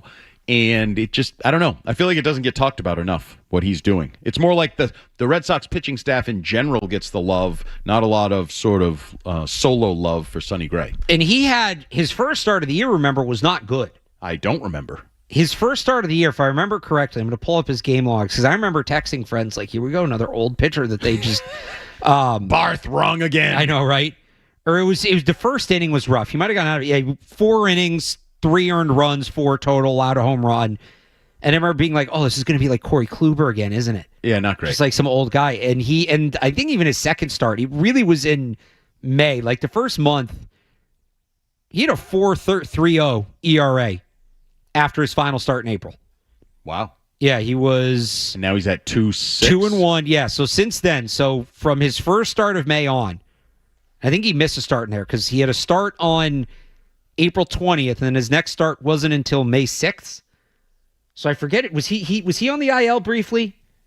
I don't know, but obviously, I think he was. Yeah, a missed start. So ever since he came back, he's 9-0. The team is 10-2 in his starts with a 1.98 ERA. Like that's ridiculous. He's allowed 16 earned runs in 72 innings.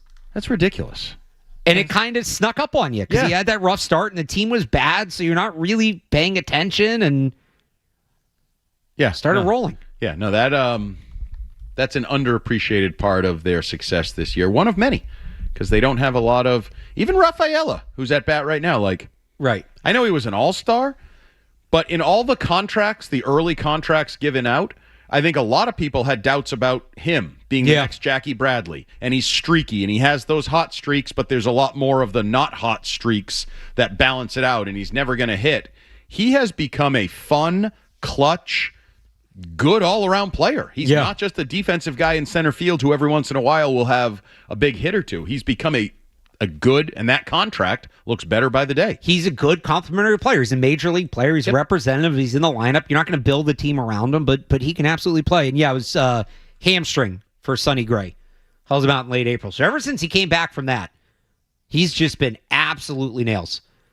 And hopefully they can get him another one today. Because the other cool thing would be, again, them getting to 50 wins. There's 6 teams in each league that make the playoff. They'd be the 6th team in the American League to get to 50 wins. That would be about 3 weeks after they were in last place. Yeah. What are we calling it again? What was the Tracy? The Tracy turnaround. Tracy Turner. I like it. He deserves credit, right? Oh, as much as I'm a Cora guy and like Cora and all of that, the change has worked, and it hasn't just been a short-term change. Because for a while there, it was simply, well, Chad Tracy is a 500 manager, right? Since he took over. Well, now he's well above 500 for his stretch of this season and the hole that he dug out. His name should absolutely be attached to this. I give him, so I'm actually arguing with one of my friends on text right now who's a big Breslow fan. And why won't you give Breslow credit, blah, blah, blah. Because he sucks. And, okay, so then who gets Feels credit? strong. And then, so who gets credit? Chad Tracy. Tracy and the scrappy group of players that have done the job. Tracy should be the face of this, not Breslow. And I think he is, for what it's worth. I think most people do see it that way. And, yeah, I struggle. Again, I see this divide. You know, co-offensive coordinators became in vogue, especially in college football. Oh, yeah. Run game coordinator, pass game coordinator.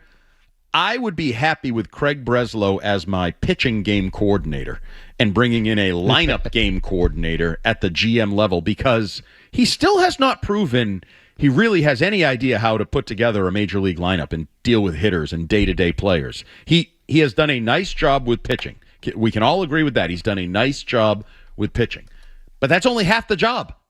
I know that's famously like pitching. It's always pitching in baseball. No, it's actually harder to find hitting now. Feels like there's more higher-end pitching now, and it's more readily available pitching than it is to... You just talked about it. Yeah. Trade deadline. You went to like MLB.com or something for the... pitching is available. Where's the bats? Where's the hitting? Well, and there's a lot of overrated, overpaid bats that are out there. You might get a guy, but it's because he has a big contract and he's not actually hitting to his contract. Do you remember what Breslow's title was with the Cubs before the Red Sox hired him? pitching czar. He was the director of pitching / special assistant to the president GM, and then he was promoted to assistant GM and vice president of pitching. I think that's what he should be. Vice president of pitching. We need a vice president of hitting. Bring that person in, and now you have something going. You're cooking. I would be all for that. I don't think Breslow would be. Feels like a demotion for he's him. going to give up his job. Can he hire somebody who's going to be his hitting consultant? Maybe. Well, that would be the other option, is the theory. And I keep using football because it's easier sometimes to delineate. But you get, a Sean Payton is the head coach and offensive coordinator, and he wants a strong defensive mind. Oh, so Vance Joseph's available. Or, Wade Phillips with Sean McVay back in the day. So, yeah, do that. You're the GM, and you run the pitching side of things, but your assistant GM, his expertise better be finding bats and putting together a lineup for this baseball team. I think you might be onto something. Who that person is, rock solid. I don't know. No, but this overall concept sounds rock solid. So you've scheduled WrestleMania. That's what I do. Figured that out. And you fixed the Red Sox front office. Feels like it's been a productive Sunday. It's a pretty good day at the office. I think I earned myself a Miller Lite or two later this afternoon. I think you've earned yourself a Miller Lite, and Miller the rest time. of which, beautiful Sunday. The rain's finally out of here. The smoke is finally out of here. Smoke did clear. I think we're done with the smoke.